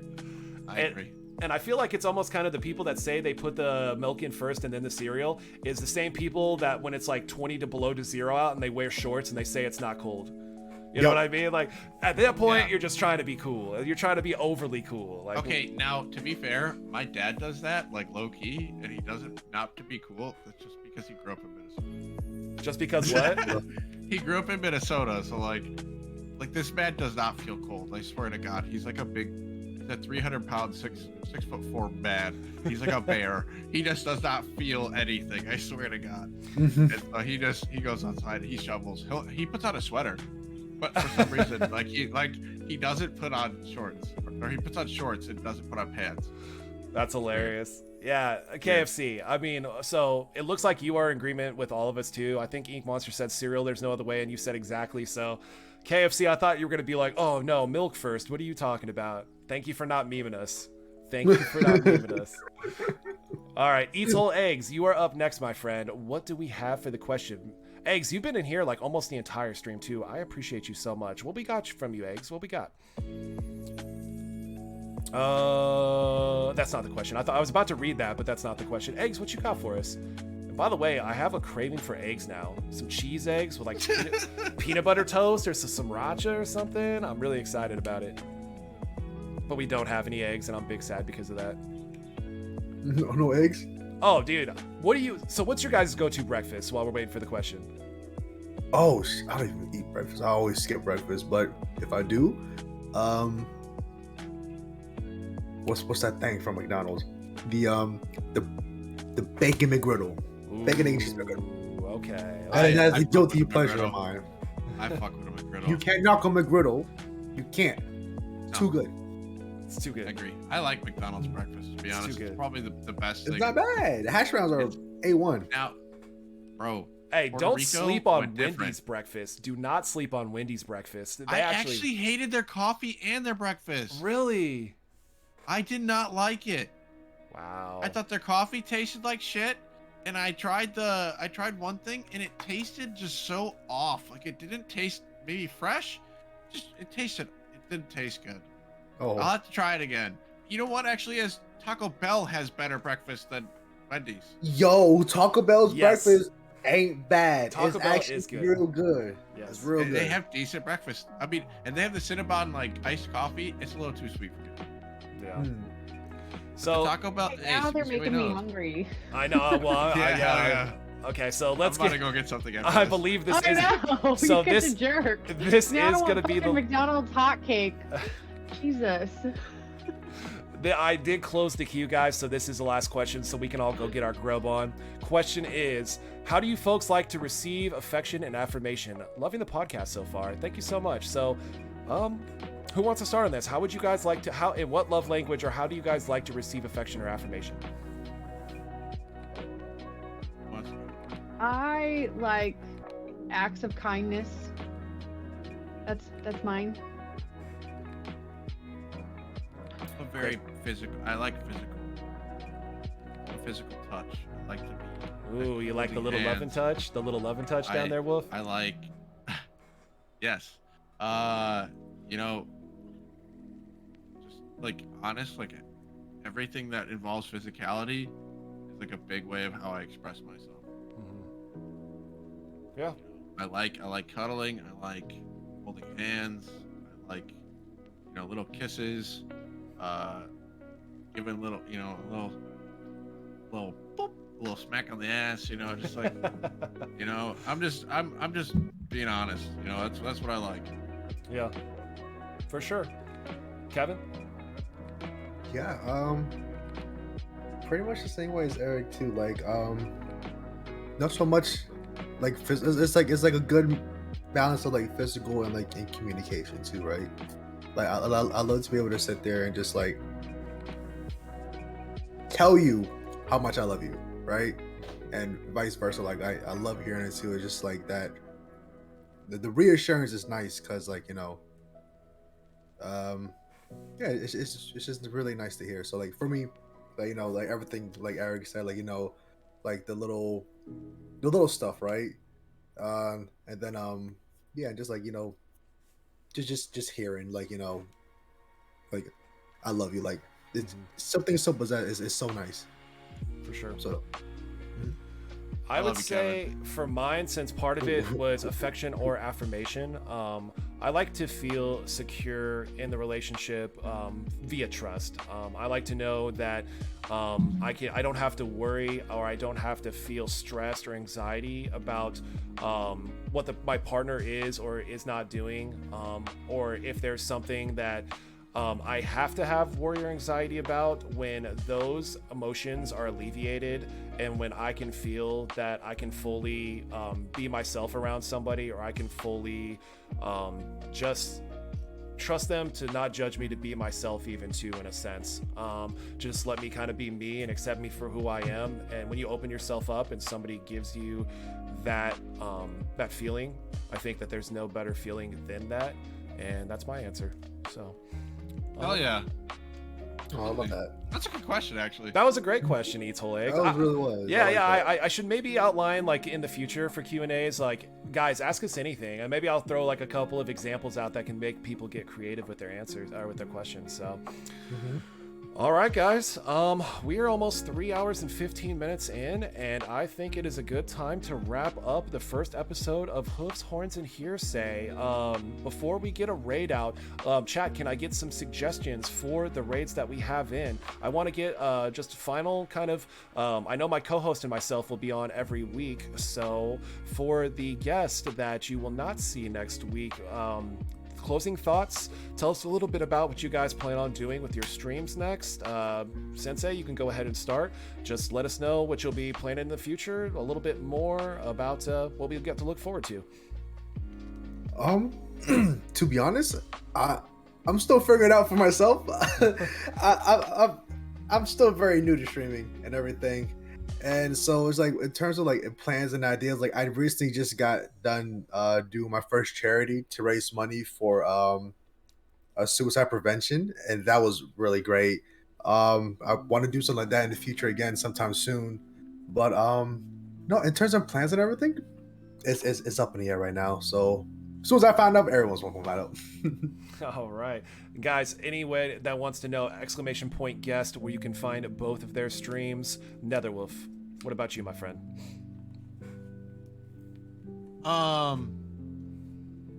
Honestly, I'm trying to incorporate a little bit more of the community stuff that I was doing before. I kind of got on like a huge rank grind when I was playing League, and I kind of neglected that part, so I'm going to try to start doing that more. I'm still trying to figure out a good weekend, but Heather Wolf has to come back. Heather Wolf has to come back in a bikini. Heather. So a good weekend when I can get J Bear to help me with that, because she does my makeup and all that shit, and makes me look like Heather. So I prefer Heather over another, but that's just I know you do. You want to know what the back doing. You want to know where the movement is. I know. Hold on, I'm moving back there. I know what you want. I ain't silly, okay? This guy's obsessed with Heather. It's kind of become weird, I'm kind of questioning Kevin when he looks at me as Heather. I think he's got some separate intentions as he does with myself. Oh, there's no guessing it. Kappa Pride? Kappa Pride? But yeah, yeah, anyways, so just try to do that a little bit more. And yeah, I mean, we're going to TCon, so I'll see you guys at TCon. That's exciting. And then, hoping to get some awesome ideas and revitalize my motivation again. Cause like I said, it's been a little bit down. I ain't gonna lie. So trying to get that back, my mojo back. Got to get it back, baby. Got to get it back. All right. And Brandy, any closing thoughts that you have? Did you have fun tonight? Was this the podcast that we've been thinking about, that our heart's desires? I had a lot of fun with you. Any closing thoughts? Great time. I thought this went really well. I really appreciate from hearing from everyone and reading this side chatter going on. Really great discussions over there. It's been a great night all in all. Oh. 100% agree. And guys, again, this will be a weekly thing that me and Brandy do. We will have sometimes one guest, sometimes two guests. Sometimes me and Brandy will just be kind of shooting the shit back and forth between each other of something that we really want to talk about, something that we really want to discuss with you guys. And yeah, the format will always be different. We'll always have different categories and different topics to talk about, but I have to thank my guests, Nether Wolf and SenseiGrayson, of course, obviously my lovely co-host Miss UVUnicorn / Brandy. I really had fun time tonight. I really think we had a lot of great information that everybody got out. I really think that if you guys had fun tonight, if you learned a little bit of something, if you could relate, I'm glad that you guys stopped by. I really, really, from the bottom of my heart, I appreciate it. This is going to be the great direction that I think, with the Cool Guy Corner, with the podcast, with the variety streams that are going to be a lot more community focused, that this is what it's going to be from now on. There's going to be league nights once a week at least. So all the homies that like to see me run it down and frustrate myself and then get hard on myself and be, you know, get drink and then just forget all my sorrows, you know, that will still happen. That will still happen. Just not as much. So everybody in chat, thank you so much. I love all the heart spams. You guys are fantastic. Hey guys, thanks for watching the video. I'll be uploading every week, and everything is live streamed from my Twitch channel. Check the information down below in the description. Stay cool.